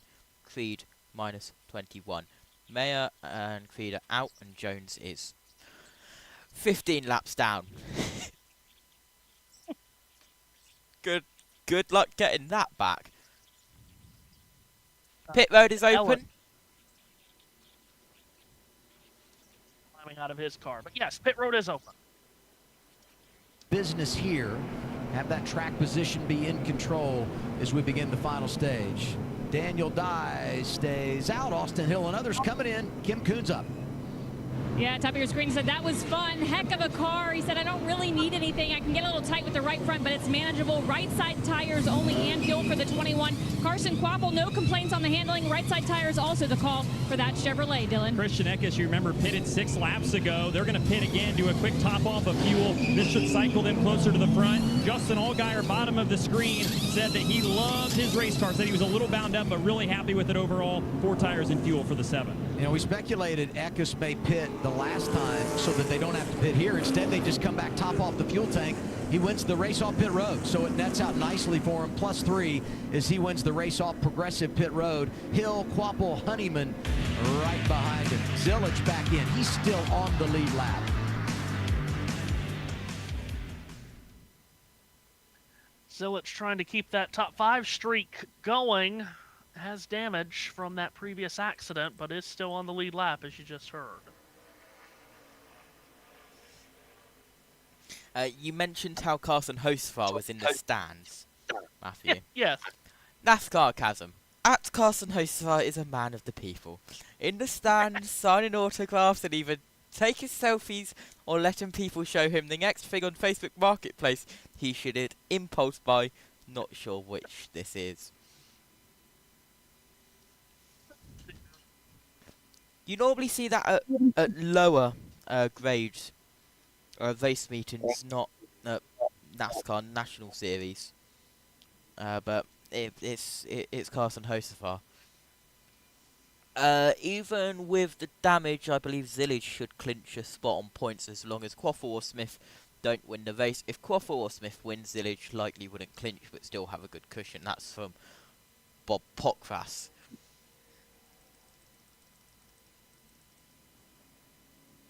Well, we'll wait to see how it all plays out.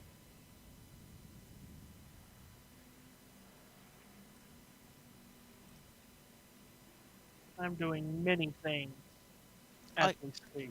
But, I can tell. Join the club, Matthew. Of course, we are very good at doing multiple things here at JB Motorsports.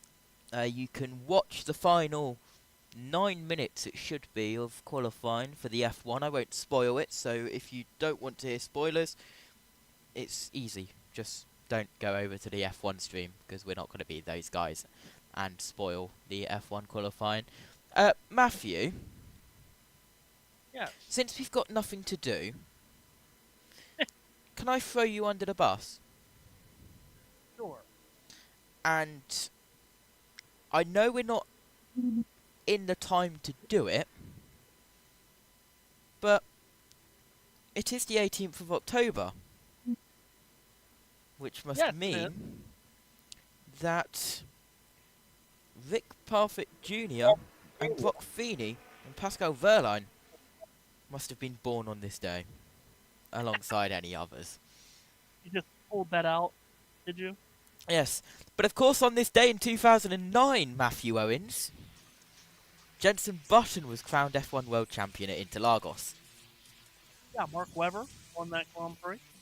Yes, so let's see. On this day in 2020, Joey Logano won the NASCAR Cup playoff race at Kansas, blocking Kevin Harvick masterfully over the many final laps of that race. On this day also in 2020, the Bathurst 1000 won by Garth Tander and Shane Van Gisbergen. Wonder whatever came of that Shane Van Gisbergen fella. On this day in 2015, Joey Logano won the Hollywood Casino 400 at Kansas. That's when he spun Matt Kenseth to win the race, and then Kenseth took him out at Martinsville a couple of weeks later. On this day in 2008, Johnny Benson won the Craftsman Truck Series Kroger 200 at Martinsville. On this day in 2003, Bobby Hamilton Jr. won a Busch race at Memphis. On this day in 2003, John Wood won a truck race at Martinsville.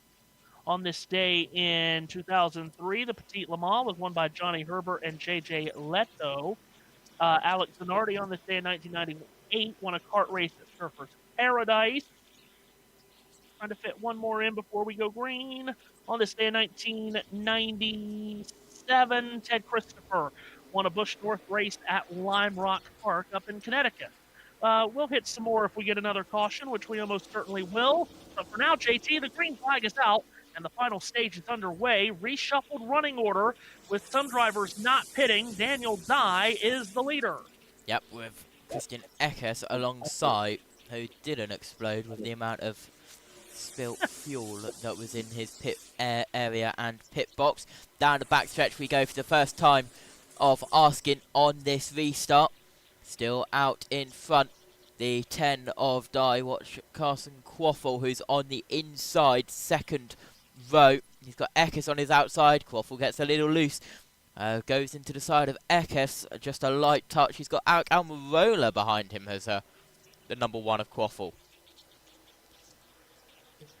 To the tri-oval, Daniel Dye in front of the field for Colleague Racing in car number 10. He will lead 38 laps to go. 2 by 2 behind him with Quaffle and Eckes side by side for second. Austin Hill in the middle of the racetrack running right behind Eckes. Eric Almirola is there, as JT mentioned, but at the front, it's the Florida driver, rookie Daniel Dye, with Carson Quaffle right behind him. And roaring up the outside comes Jesse Love with a big push from Sammy Smith. Christian Eckes jumps up to get in front of Love. And Eric Almirola up the middle is going to go to the lead with a push from Austin Hill in turn 3. We're 3 wide, multiple rows deep. With 38 laps to go, we are getting closer and closer to crunch time here in the United Rentals 250 here at Talladega. We lead another lap. It's now 37 laps to go, and your new leader is the number 19 of Eric Almirola, but not for long, because here comes Ekis around the outside, and look at Daniel Dye on the inside. Almirola won here in the Xfinity Series in 2017, and then the next year in 18, he won here in the Cup Series. He is the leader, but only by 5 inches, because to his outside is Christian Eckes, to his inside is Daniel Dye, but halfway down the back straightaway, Almirola gets a huge push from Austin Hill, and Almirola will hold on to the lead on the way to turn 3. And round turn 3 we head now. Eric Almirola still in front, but he's got many cars behind him. We're 3 rows deep, 3 wide.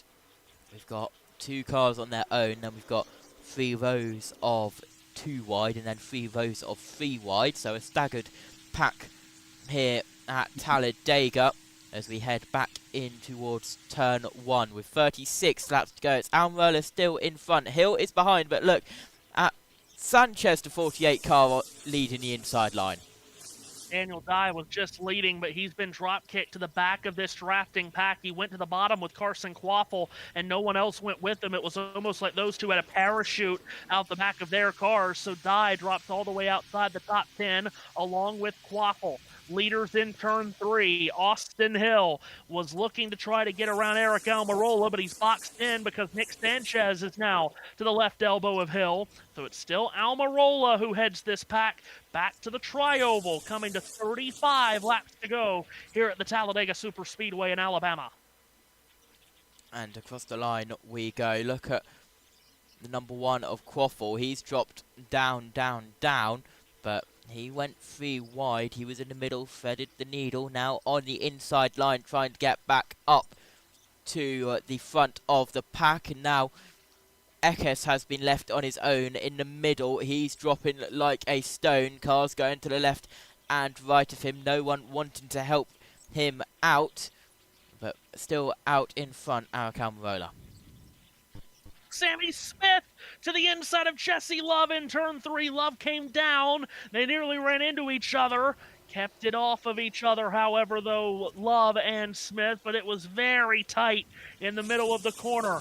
At the front, it's still Almirola from Hill. And third in line off the top, JT, that's Harrison Burton, who's been involved in 2 different accidents today, but he's up in third. Yep, a good recovery drive. It's the 2 Burtons, Harrison third, Jeb fourth, the 25 and the 27 car. Out of turn 2 we go. Down at the back straight, it's Eric Almirola who is trying to defend from Austin Hill. We go 3 wide for the lead, as that's Harrison Burton, who is very nearly wrecking Austin Hill as we head in towards turn 3. He was all over the place, was Harrison Burton, but he has now gone to the lead. We are 4 wide. Eric Almirola was leading. He's now dropped back to at least 12th place. Unbelievable. Harrison Burton with that car damaged and taped up, pushed to the lead by his cousin Jeb Burton, who is also damaged and taped up. So both of the Burtons, JT, who have both caused big accidents today, both been damaged in those big accidents today, have raced to the front. But now Jeb goes to the inside of Harrison. To his outside is Justin Allgaier. He's going to pass both the Burtons. This is getting heated as we head down the back straightaway. Are we going to have a wreck? Because it definitely looks like it. They're keeping it all in their lanes at the moment. We are on board looking at the 48 of Sanchez to his outside. And a worthy mention for Blaine Perkins, who's third, Matthew. Yeah, Blaine Perkins has jumped up here in this pack too. This is what these super speedway races can do. They could give us these underdog stories, and Blaine Perkins driving for Jordan Anderson's team, 25-year-old driver from Bakersfield, California, in this lead pack. But at the front, it's Justin Allgaier leading the field. On the bottom of the racetrack is Jesse Love. Love searching for drafting help, but he doesn't have any right now. And he's fallen down the order on the inside line. The high line going right around the outside of him, and Jesse Love will get picked up now. Austin Hill to the high line to defend from Justin Allgaier, who he just took the lead from.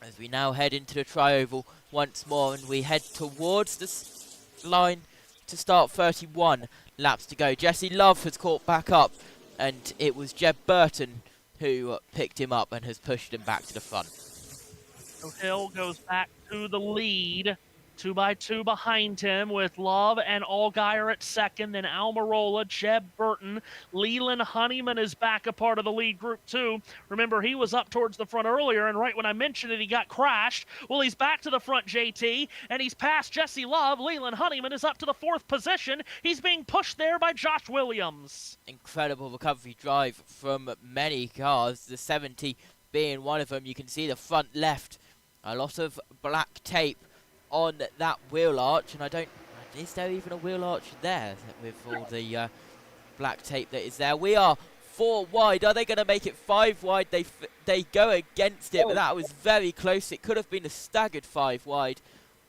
at the max. They weren't properly side by side as they go up through the outside line again. Still a lot of dust there. The drivers won't like that, as I mentioned earlier on. We're now inside. 30 laps to go as we head down the back stretch. It's still Austin Hill and Allgaier on the high line. The inside line has disappeared, and we're now going single file. Yeah, inside line has lost a lot of energy. There's only one car down there, and that's Nick Sanchez, and he's fighting just to stay in the top 10 here. Here comes the field out of turn 4, roaring around the outside, led by Hill, Allgaier, Almirola, Love, and then Leland Honeyman, followed by Josh Williams.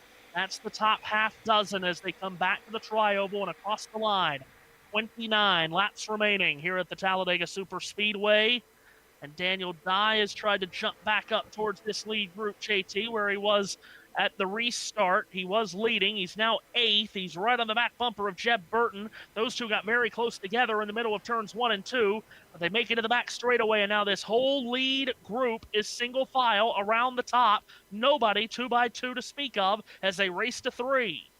Yep, nobody at the moment. When are they going to make that move to go multiple lanes once again? Still not side by side, all still single file. A couple of people just out of line, but they are still in that single line, just half of their car out of it, trying to see if they can get round. A car tried to go side by side, but they are still all single file, and it looks like they're going to stay that way. Also, a couple of guys breaking into the top 20 here as the lap tick down. Just want to mention Mason Maggio, David Starr, and Joey Gase run 18th, 19th, and 20th. Top 20 finishes for some of those drivers and underfunded teams would feel like a win. See if they can nurse it to the finish over these last 28 laps and get some really good finishes that those teams would really, really love and they badly need. Also, Kyle Sieg up in 16th position, also worth mentioning, JT. Yep, he's recovered and has that 28 car. We're single file up until around 10th place, where we are now back side by side. We were momentarily. Have they gone back single file? We'll see. Hopefully. Yes, they have gone back single file from what I can see. No, they haven't. They're still double file.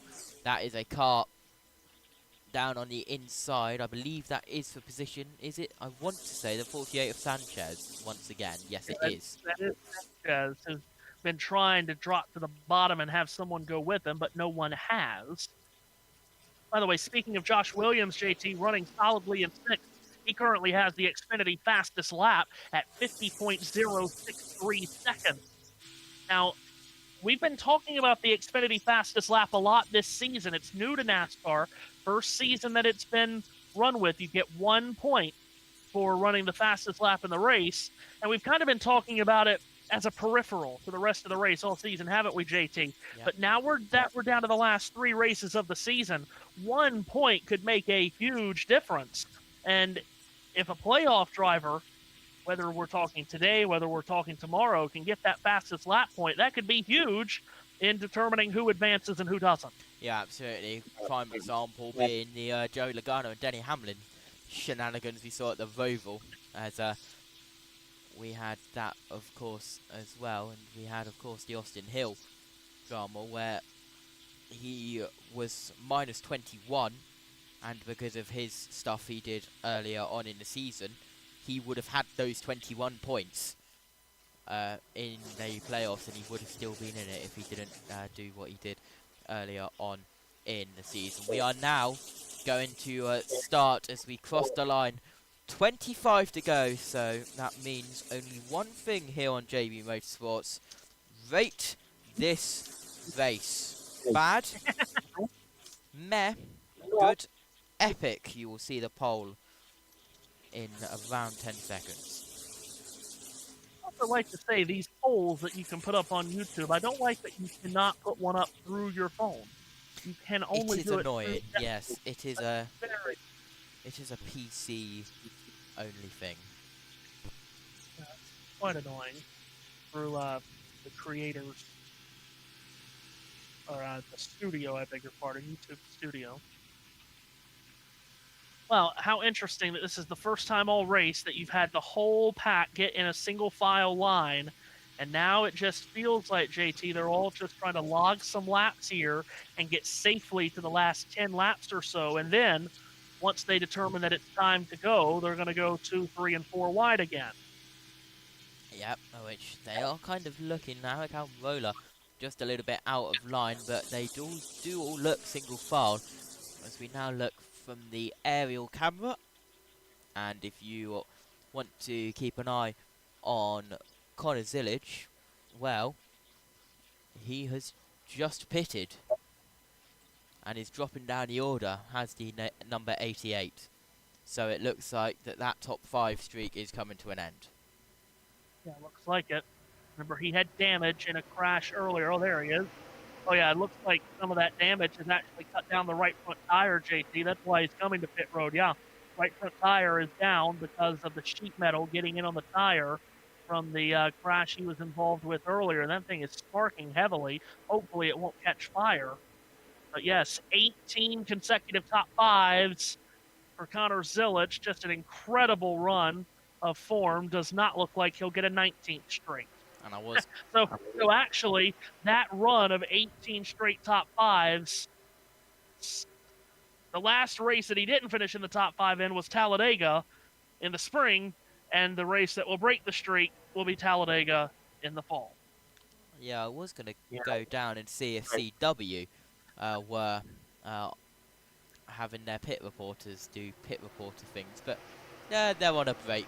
What a surprise. Playoff standings I'm going to quickly do them before they disappear. Plus 82 Zillage, plus 78 Allgaier, plus 47 Love, Quaffle plus 1, Smith minus 1, Jones minus 9, Mayer minus 11, and Creed is minus 30. That all changes, just add 1. It's now Smith plus 0, Quaffle minus 0, Jones minus 8, Mayer minus 10, and Creed minus 21, and they'll probably change again because, well, it's Talladega and everything changes every single millisecond. 22 laps to go. He's still trying to go down the inside. And was that one of the Burtons? Was that Harrison Burton also down to the inside? Harrison trying to bust a move down on the bottom. And no one went with him, so he gets back to the top. But still Sanchez stuck on the bottom with no traffic help. He's been trying lap after lap to dive to the bottom and hope that someone goes with him, but no one has. Zillage back on the racetrack, now off the lead lap. As we mentioned, the top 5 streak looks like it'll come to an end here, but he still will be plenty of points above the cut line, heading to the elimination race at Martinsville next Saturday night, which you can hear on this channel and on USRN2, 7:30 p.m. Eastern Time next Saturday night for the elimination race at Martinsville. And the last handful of Xfinity races at Martinsville, especially the playoff races there, have been just bonkers. Oh my goodness, bonkers. Well, this could be bonkers, Matthew, because I need to warn you, and I need to warn all of the other viewers as well. We are approaching the 74, and we're heading towards the tri-oval again. You know what happened the first time that happened? Here's a Connor replay of Village- something. Yeah, this was Connor's Village. He was running 14th, and that's when his right front tire went down. Turn 2. Thankfully, he was running. Everybody's, of course, running towards the top, JT, and thankfully he was so close to the wall that the impact was not huge. As we have had some cars drop to the bottom together now, 3 or 4 of them, trying to make up ground on the inside. See if it's going to work out from this aerial shot. I can't fully tell who that is. I think one is Sammy Smith. Yep, Sammy Smith. Smith, Eckes, and Sanchez. Yep, and here comes Jesse Love straight down from the high to the low. He takes the lead of that low line. Jesse Love comes up once again. That was very close to the bumper of Almirola. Here we go. It's crunch time. 20 to go. We will start 19 this time. And it's multi-lane pack racing here at Talladega. As I believe, once again, was that Connors Village coming down pit road again. Well, we knew it would probably only take 1 or 2 to make a move, and everybody else would. Jesse Love, though, has just stolen third from Eric Almirola. That was a great move by Love. He dropped to the bottom and just slid up right in front of Almirola. That was a slick move, JT. Slicker than snot on a rock. Yep, Sammy Smith is dropping because he's been abandoned on that low line. And that's why Connor Zillage came down pit road again. He was caught speeding and was a part... Wait, no, sorry. Driving through too many boxes on exit was his pass-through. Penalty. Oh, another lap down, surely. Yep, now 2 laps down. Now, we're back to most cars running at the top. We've only got 3 now at the bottom. One is Sammy Smith, one is Christian Eckes, one is Nick Sanchez, and Smith just dropped to the bottom, had a huge run in turn 1, and he passed 2 cars, but when he comes off the corner, he doesn't have any drafting help, and he's going to get passed by the 2 cars that he got by, Williams and Dye, and he'll also get passed, it looks like, by Blaine Perkins. So he's trying to make things happen, Sammy Smith. And now he's got some getting to his back bumper now, JT. Eckes gets to him. Sanchez gets to him. Harrison Burton pedaling to try to get to him. It'll be 17 laps to go when we hit the line. And there's that 74 car we were talking about. Now we're in the tri-oval as we're passing it. Breathe in, everyone. It's going to be okay, hopefully. Sammy Smith down on the inside. We're 3 wide. Please don't go 4 wide with a lapped car. Thank you, NASCAR Xfinity Series drivers, as we now head through turn 2 out on towards the backstretch. But Sammy Smith still wanting to make moves on that inside line. He's not giving up. Same with Eckes and Sanchez. By the way, I can tell you that Connor Zillage, despite the positions that he's lost, he is still plus 80 to the cut line. Justin Allgaier is plus 75. Love is plus 45. But of course, he could very well win this race. Lobby's third. Sammy Smith currently is plus 2. Carson Quaffle minus 2. Sam Mayer and Brandon Jones minus 13. Sheldon Creed minus 35. Martinsville is the elimination race next Saturday. Now, a reminder, maximum point gain possible in one race is 60. But Justin Allgaier at plus 74 still may not clinch his spot today because it would depend on what the gap is between him and third, because, of course, we could get a new winner from below the cut line, and that would shake things up. We'll get all of that squared away for you after the race ends today and then before Martinsville next week. Allgaier running second. You've got playoff drivers currently running second, third, and fifth with Allgaier, Love, and Smith, and then Carson Quaffle is 10th. Here we come, back to the line at Talladega, 15 laps to go.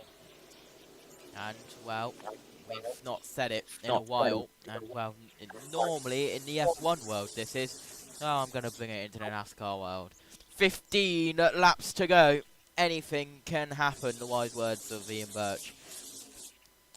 Ring out once again. Down the backstretch we go. Jesse Love nudging Allgaier. That's very close to locking bumpers. Don't lock bumpers because the stewards will come after you for it. I think they just got away with it as Allgaier now pulls away from Jesse Love. Jesse Love no doubt is going to want to go to the low line, but does he want to risk the chance of people not going with him and for him to drop far back? Jesse Love gets loose as Almirola gets into the back of him. Good save from the 2 car. Remember that point that JT just made in this series at drafting tracks. You can bump draft, but you cannot lock bumpers for an extended amount of time. Now, you might be asking yourself, what's the definition of an extended amount of time? We don't know. I'm not sure the drivers know. I'm not sure the officials know. But it is up to NASCAR where they can penalize drivers if you lock bumpers for too long a period of time. Looking 3 wide, possibly, but they think against it as we now head in towards the tri-oval once more. Across the line, 13 laps to go. Couple of cars still on the inside line trying to make it work. And eventually, you're going to see more drop to the bottom once we get down inside of 10 to go, maybe even down inside of 5 to go. But eventually, we're going to see more moving and shaking, and then the race will be on. But these front guys, the front 5 or 7 right now, I think, are very happy just riding in this order until they get down to that magic number. Whatever that magic number is in their heads, JT, I think the front 5 or so just fine running like this single file until about 6-7 laps to go. Yep, don't want to go too early, because if you go too early, then you may not be able to push as hard as you want to in the closing laps.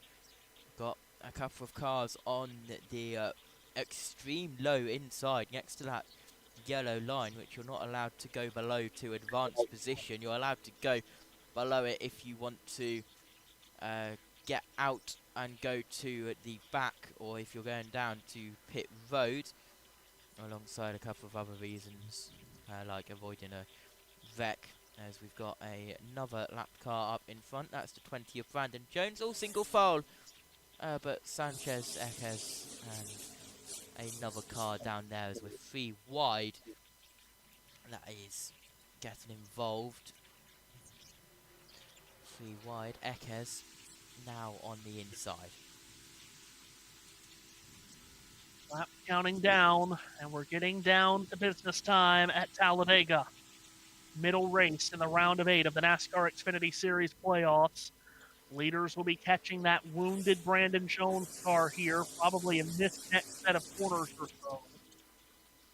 So with everyone single file, should be pretty simple to get around.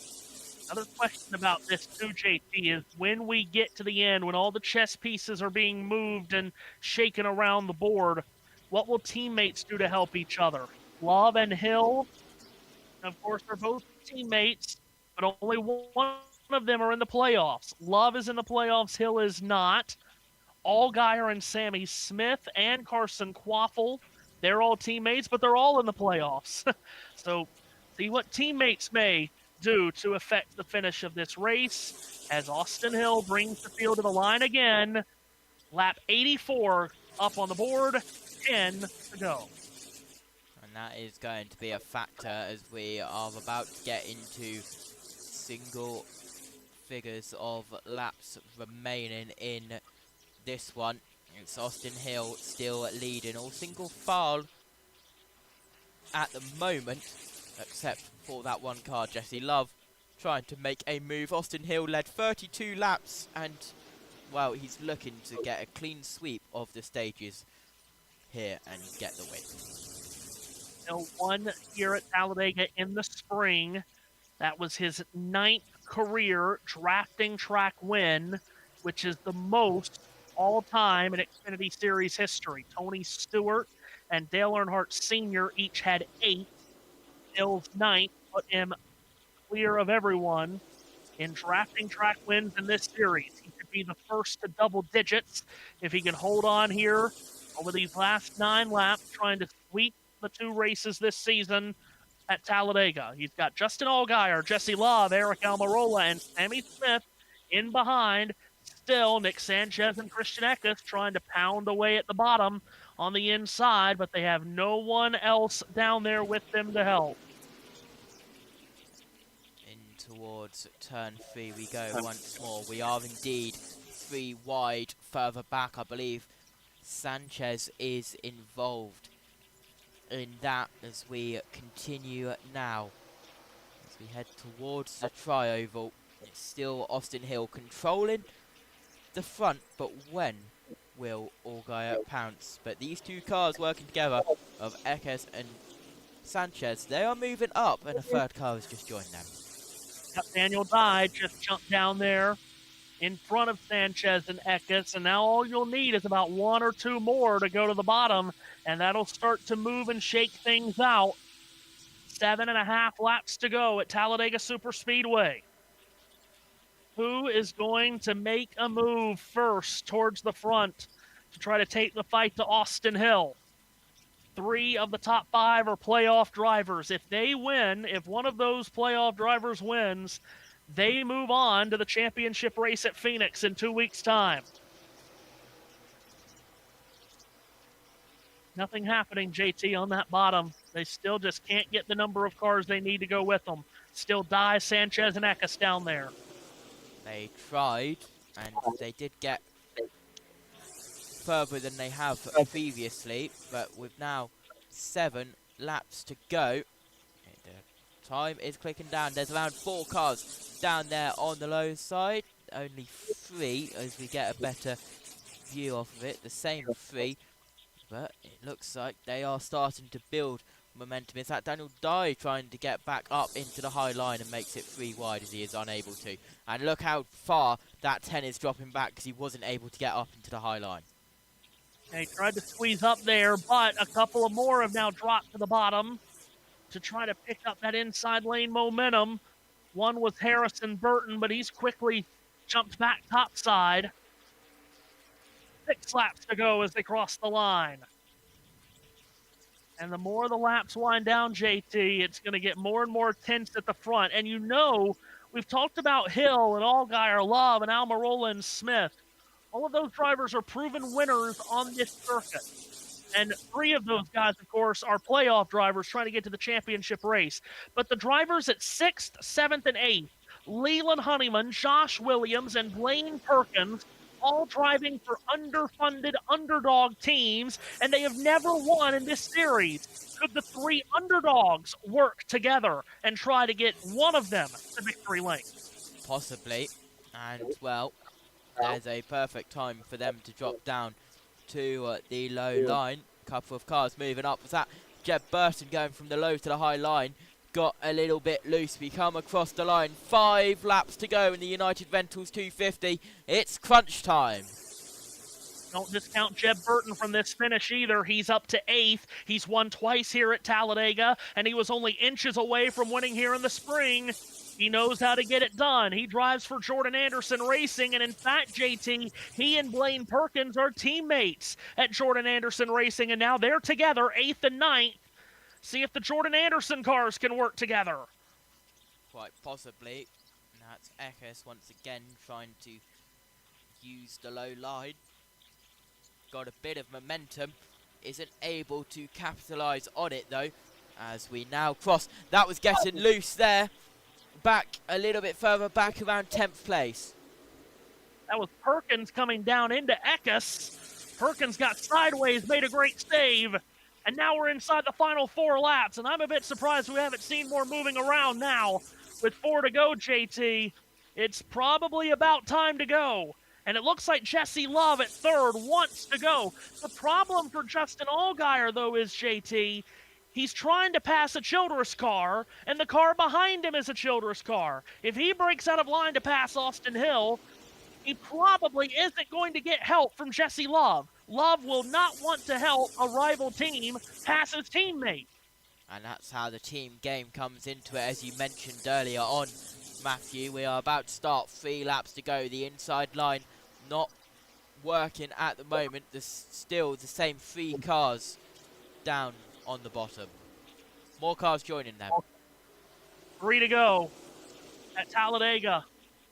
And all the moving and shaking and juking and jiving is going on outside the top 10. There is no movement at the front. Everyone's still in a single file line around the top of the racetrack, off of turn number 2. When will a move be made by one of these leaders? Heading to 3. 5 cars. And you would think the best way to go about this, JT, would be to lag back and try to get a run. There's Jeb Burton dropping down to the bottom. He passes Josh Williams. He's alongside Leland Honeyman for 6. Yep, 5 cars now drop down to the bottom. We are now 2 laps to go here in Talladega. Anything can happen. They're getting loose. Sammy Smith gets into Almirola. That unsettles him a little bit. He is able to save it. Here we go. Multiple lines, 3 wide in the middle. Turn 2. We got and they're pushing off 2. Head on into the wall, Eric Almirola. And everybody goes top and bottom to try to avoid Almirola's car. All the moving and shaking started, and Eric Almirola got turned, and he went head-on into the wall.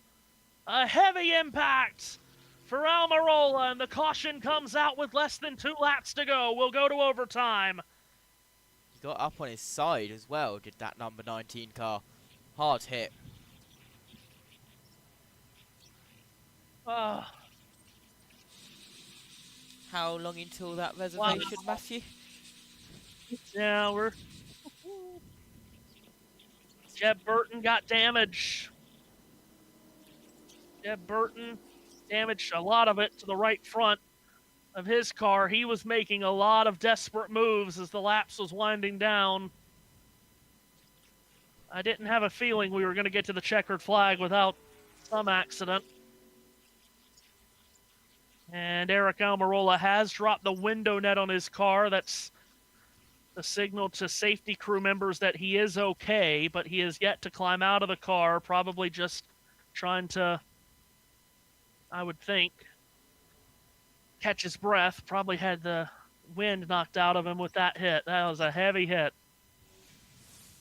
for Almirola. So they all started moving and shaking, JT. We knew it was going to happen. The first one to duck out of line was Jesse Love on the run to turn 1. He dove to the bottom. That pushed Almirola up to the back of Allgaier. And then what happened? Sammy Smith jumped out of line to the inside of Almirola, and it just got tight. Coming off of 2, Smith into the back of Almirola. That turned him down into Jeb Burton. Wow, who was that at the back that went head-on into the wall? I didn't even see that live. There was one car at the very back that got absolutely annihilated on the inside wall. Yeah, it was Almirola who got head on to the outside wall, which got him airborne. And just seeing if we can see the inside car. Where was Daniel Dye in all of that? May have been Daniel. But whoever that was on the bottom, my goodness. Okay. Oh, yeah, I think Dye. Yes, it was Dye. It is. Yeah, Dye spun trying to avoid. And I mean, he walloped the wall on the inside. Almost as hard, if not harder, than what Eric did on the outside wall. Yeah, just got tight off of 2 when Smith dove to the inside. And yeah, Daniel Dye down there just spinning, trying to avoid. And he just took a hell of a hit. Nick Lights got turned around in the back, trying to avoid. I'm not even sure if there was contact between Smith and Almirola. It was very light contact. Wow, what an impact.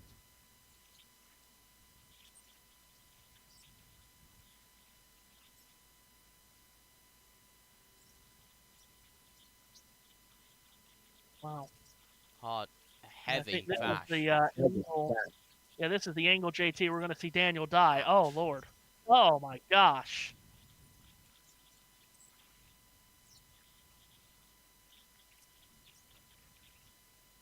Third big Hopefully hit of the day. Yeah, I mean, we have seen some grinding hits.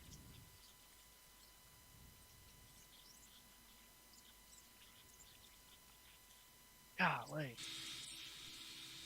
Hopefully everyone's okay.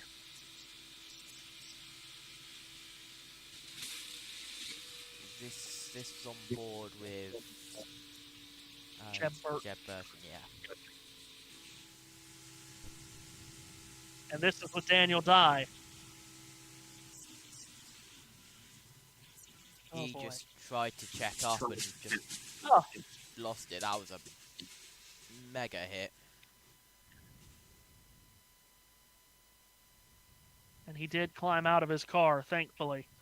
Did Daniel Dye. You know how IMS had that massive rain delay and lightning delay? Yeah. And Christopher DeHard likes to note what track has lights and what track doesn't have lights. Yeah. Uh-huh. Temporary lighting has been illuminated, so the answer for IMS is yes, it does have lights, sometimes at Bob Pockrass. But here in Talladega, another track which doesn't have lights, we are heading to NASCAR overtime. 2 laps of chaos coming up.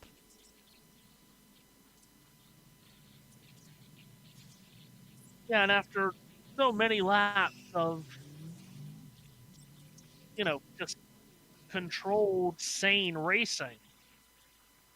Uh-oh.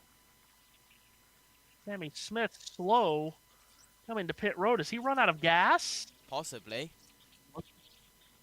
Oh, he's banging the side of his car with his left hand, I think trying to signal to a safety truck to give him a push. But yeah, I think Sammy Smith has run out of fuel. He has. Wow. Oh my goodness. He's still And I'm not sure. I'm not sure if he's going to be able to coast to his pit box here. How far down is? Quite far down, near the end. We're going to hear from Justin Allgaier's crew chief here, I think. Jim Pullman. Get Jim Pullman, the crew chief for Allgaier. Okay, teammates are starting to run out. What's the level of concern for you? Very big. Yeah, we're going to have to come down and top it off with fuel with the point situation we're in. So, yeah, we're going to have to. All right, you feel like you guys are going to be able to drive back through here? Yeah, I think so. We'll be all right. There's enough time. All right, they got to get to work here on the 7 car. They were about 2.5 gallons to the good when that yellow came out, and then with the 1 and the 8 starting to run out, the decision made, come down and just be safe. You know, here's the other thought on all. So apparently Carson Quaffle also ran out. But yeah, so fuel an issue for these guys. Austin Hill also reporting low fuel pressure. Well, so they need this caution to hurry up and get cleaned up. Yeah, love. Or they're gonna have to come to pit road. And Smith, they filled up. Well, now here's Allgaier and Love has come to pit road here. They're trying to get Sammy Smith's car filled up so he can leave without losing a lap. He's going to be close on that. But Jesse Love and Justin Allgaier have had to come to pit road, JT, and give up front-running positions to pit for fuel. Smith is just going to get out of pit road without losing a lap. Very close indeed. And he had to be incredibly patient there because you can't just plug it in and start to fire the motor. They have to make sure that's fuel pressure and then fire it, otherwise it'll die, Kim. And you see Jesse Love, they're going to go on offense and take tires since they had to come for fuel anyway. He had thought he had saved enough, but then as that caution came down, or under the pace laps, the caution laps, he did say he lost fuel pressure, so better safe than sorry, they're going to fill it up.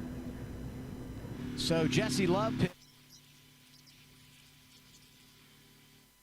Wow, and Austin Hill's team has left him out. Let's hear from his radio. Probably should have pitted. 7 out of 2 just pitted. I didn't even know it was pitting. I was sitting here talking, my bad. So That's not what you want to hear on the radio. I didn't know that it was open. Gosh. Well, how many more laps are we going to go here? They might have to pit the 21. Yeah, they might. Question is, how many more laps are they going to go and run under this caution? Leland Honeyman, with all those cars ahead of him pitting, JT, Leland Honeyman and Josh Williams are up to 2nd and 3rd and could be on for career finishes and could be on for their first win, depending on the situation. Now, all of the cars that are on the track are running on the apron of the turns because the fuel pickup is on the right side of the car, so if you run the banking at slow pace like they are under caution, the car might cough as if it's out of fuel when the fuel runs away from the pickup. Yep, as we had 50 minutes ago, Ryan Ellis's radio saying, I think we just blew up. Well, it has been confirmed why Ryan Ellis was done for the day. It appears a cap from a competitor's drive shaft / U-bolt went through the grille and destroyed the radiator on the Chevrolet. And they just did get one to go. So the field going through the choose here, and we have been given one to go, and we'll go to overtime. Now, by the way, if we get another caution and we start going into multiple overtimes, our cutoff time, NASCAR's cutoff time due to sunset, is 6 p.m. local time, 7 p.m. Eastern. That's 24 minutes from right now. So we can easily do this overtime attempt, but if we have another caution, JT, and another lengthy cleanup, the next overtime would maybe be the last. Yeah, absolutely. As we are now getting ready, down the backstretch we go. And, well, NASCAR hasn't mentioned just before we get going. Anyone short on fuel, just go to the 16 pit box and lick the ground. Josh Williams is going to restart 2nd. This is going to be fun. This is his 245th career start in the Xfinity Series. He's never won. He's only had 17 top 10s. 32-year-old driver from Port Charlotte, Florida. My goodness, you got cars driving on the apron, but you can only do that if you chose the inside line on the choose. We've got cars everywhere on the track under this caution lap. Leland Honeyman is a 20-year-old from Phoenix, Arizona. This is his 57th career start. He drives for the Derek Cope family team. He and Williams trying to get their first win. Blaine Perkins trying to get his first win. Kyle Sieg is in the mix. Christian Eckes could get their first wins. But it's Austin Hill, the leader, bringing the field to the green flag. Overtime gets underway at Talladega. And Leland Honeyman supplies a big shove to Hill, but running out of fuel is Williams. Williams runs out of gas. They split around him right and left. And Williams gets dropped by the field. He's out of fuel. We stay green. Into turn 2. Austin Hill leads. Leland Honeyman is 2nd. Blaine Perkins is 3rd. Kyle Sieg and Christian Eckes are side by side at 4th. 2nd, 3rd, 4th, and 5th have never won in this series. But it's Austin Hill who leads. JT, they go to 3. And it's Honeyman who's in the prime position just in case that 21 car runs out of fuel. We know how low he was. He didn't pit. He took the risk. We are coming to the white flag, Matthew, which will mean the next flag will end the race. Nick Sanchez up to 3rd. Now he's to the outside of Honeyman. Nick Sanchez with a big run. The leaders at the line take the white flag. This will be the last lap at Talladega. Austin Hill leads. Nick Sanchez is behind him 2nd. He was the winner in Atlanta this summer. Up the middle comes Cesar Baccarella out of absolutely nowhere. Garrett Smidley is there. Down the back straightaway. Eckes pushing Sanchez and turning Sanchez into the wall. Sanchez is into the wall. He keeps going. Everyone avoids them. Austin Hill leads to 3. 3. Eckes is second. Quaffle is third. Justin Allgaier, Cesar Vaccarella, Blaine Perkins, all trying to load up a run on Austin Hill. They exit turn 4. Eckes to the bottom. Carson Quaffle gets to his outside. Pushed by Allgaier. Austin Hill trying to block everyone. Carson Quaffle to his outside. Hill gets to the line first. Austin Hill wins at Talladega again. My goodness. The super speedway drafting master does it again. Big country sweets at Talladega. And he had to fight off everybody at the back door on that final lap. What a finish. And, well, we had 4 wide photo finish further back in the top 10. Interesting to see what the result of that will be. But as it stands at the moment, it's Austin Hill, Carson Quaffle, Justin Allgaier, Christian Eckes, Cesar Vaccarella in 5th, Blaine Perkins 6th, Parker Retzlaff 7th, Leland Honeyman dropped to 8th, Sammy Smith at 9th, and Jesse Love your top 10. But we just beat the sunset, Matthew.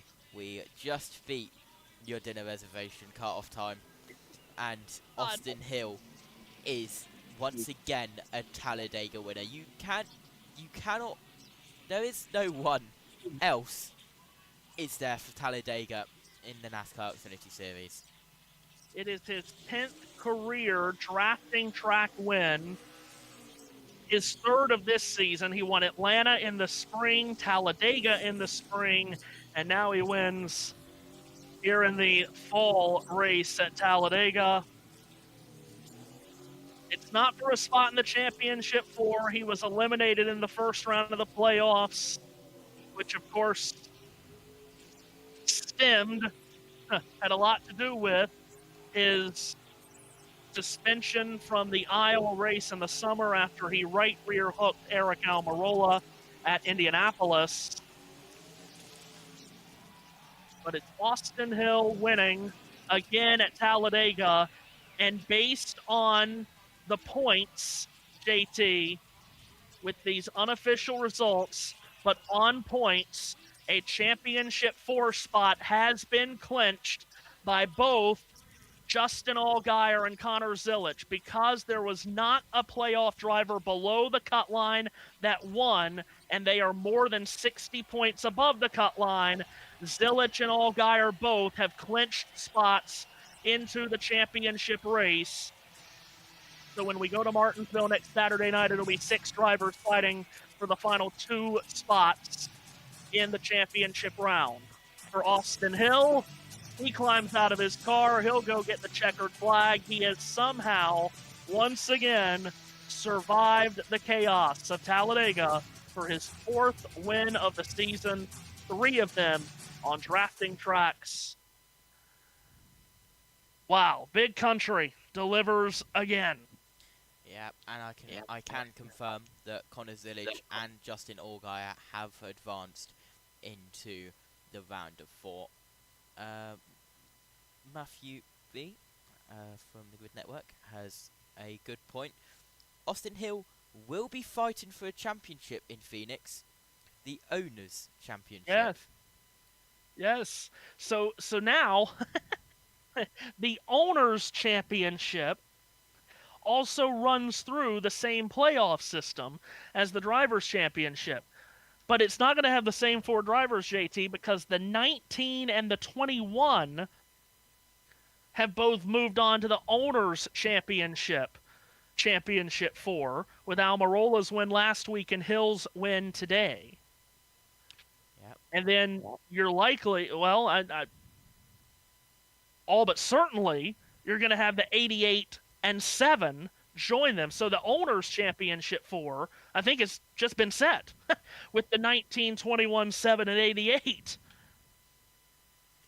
Yep, we'll get that confirmed, of course. Austin Hill's margin of victory over Quaffle, by the way, 0.10 2:05 seconds, and the time of the race was 2 hours, 3 minutes and 21 seconds. As we now get ready, hopefully we will hear from Austin Hill. There's the sun setting in Talladega, and I'll put the fader up, and I hear no one speaking, so I'm assuming CW on an ad break. Yes, they are, and they will be on a quick off here because they've got to get to football with what, Washington State and Virginia starting here in a matter of moments. Yeah. Well, let's, while we wait for the post-race interview, if we get a post-race interview, and if we don't, well, here they come back from the break, as they've gone to the aerial camera. I bet they'll reappear. But let me press a couple of buttons, and let's go to battle screen 2 and take you through the results. Austin Hill first, Quaffle second, Allgaier third, then Christian Eckes fourth, Cesar Baccarella in fifth, with Blaine Perkins in sixth, Parker Retzlaff seventh, Leland Honeyman eighth, Sammy Smith at ninth, and Jesse Love rounds out the top 10. Nick Lights in 11th, Garrett Smithley 12th, Harrison Burton 13th, and Josh Williams in 14th. Carl Sieg 15th, Joey Gase 16th, and Jeb Burton in 17th. David Starr 18th, Brennan Paul 19th, Nick Sanchez rounds out your top 20. And then Carson Ware, Mason Maggio is your first car off the lead lap in 22nd. Then Connor Zillage 3 laps down, and then out of the race, Eric Almirola, Daniel Dye, Brandon Jones, Brian Ellis, Connor Mozak, Dean Thompson, William Swallows, Taylor Gray, Jordan Anderson, Anthony Alfredo, Sheldon Creed, Ryan Sieg, Brendan Queen, Jeremy Clements, and Sam Mayer. Lots of cars out in that one. And I believe they've changed where they're broadcasting the race, but not the race, the football. I will try and find out where. Carson Quaffle with Dylan though. Plus 11 now. That last lap looked so chaotic. How much of that was you just driving on instinct? How much of that was you listening to TJ up on the roof to guide you through all that chaos? Yeah, for sure. I mean, it's all about the pushers behind you and where the air is and stuff. And we were able to jump up right away on the start and gain a few rows by rolling the top. We had some help behind us that was kind of propelling us through the field. And once you get racing in the top 3 like we were, or top 5 like we were there in the last lap, it's really anybody's race to win, right? Obviously, I think the favorite is the leader, obviously, but whenever you have a big run of that, and the 7 did a great job pushing me by the 16 and almost getting me to the 21, but just can't thank these guys enough on this Johnny Morris, Bass Pro Shops, Clarion Technology, Chevrolet. They brought me a car as fast as Xfinity Mobile all race, and I honestly think JRM really improved our speedway stuff since the last time we were here, and we all qualified almost in the top 10, which is not abnormal for us, but definitely a step in the right direction. So just can't thank everybody enough on this team for giving me a really fast race car, and it sucks coming up second, but we really swung the points quite a bit today. Yeah, the day that they needed for sure. Even though it's not a win, still a really great day. Quaffle in a good spot heading to Martinsville next week. That's his 3rd runner-up finish of the year, 2nd in the draft, and now we do our Mobile One winning moment. That's it. Thanks, Bob. I to say News Network, but something News Nation. They've put the football back. Put the football onto Austin Hill. Well, that was close, Austin. We don't want a repeat of what happened with Connor Zillage. He got his foot stuck. Let's go down. Not only overtime, but a fuel situation. Your teammate and a number of other top contenders had to come down for fuel. How nervous were you in the closing laps that you were going to run out? Honestly, I really wasn't that nervous. As soon as my crew chief, Chad, said that we should have at least 2.5 gallons, I knew I was saving fuel, leading. We slowed the pace down a lot.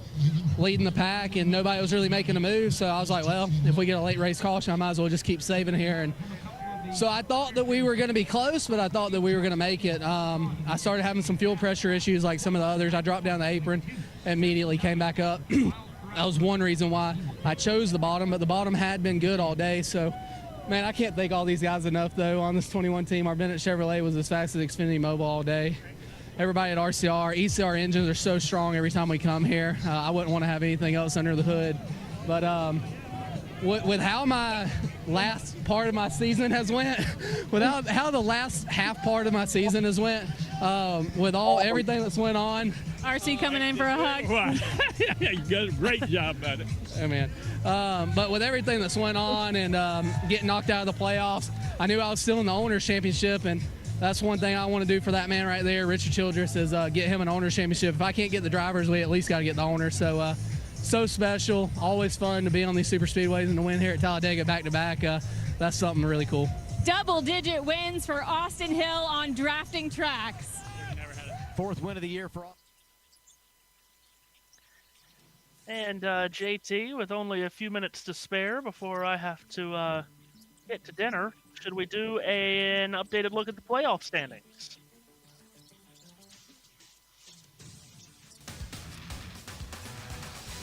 Very good. Connor Zilich and Justin Allgaier have clinched their spots into the championship race based on points. So that means next week at Martinsville, it'll be 6 drivers fighting for 2 spots. The 2 spots currently above the cut line: Jesse Love plus 40 and Carson Waffle plus 11. Below the cut line, Sammy Smith minus 11, Brandon Jones minus 20, Sam Mayer minus 22, and Sheldon Freed minus 41. Those 6 to fight for 2 spots at Martinsville next Saturday night.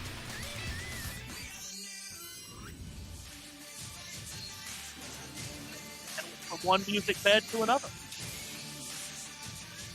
Nicely timed. Nice. There we go. That was so planned. Not. Oh my. JT, it was fun. Talladega, normal Talladega stuff, right? Talladega, guys. Yep, sure. That's a good way of putting it. Oh my. Fun to be with you as always, JT, and I am assuming I will be hearing from you one way or another tomorrow. Yeah, I need to do the full plan with JB. But yes, JB will be starting it, and I will be taking over. Very good. Well, for everyone here, JBM and USRN2, we thank you for joining us. Another exciting Xfinity Series race, and as it always seems to be on these drafting tracks, it's Austin Hill that ends up at the front. He wins for the 2nd time this year at Talladega. It's Hill the winner. Zilich and Allgaier through to the championship race. We'll see what others will join them when we get to Martinsville next Saturday night. Until then, we say good night from Talladega.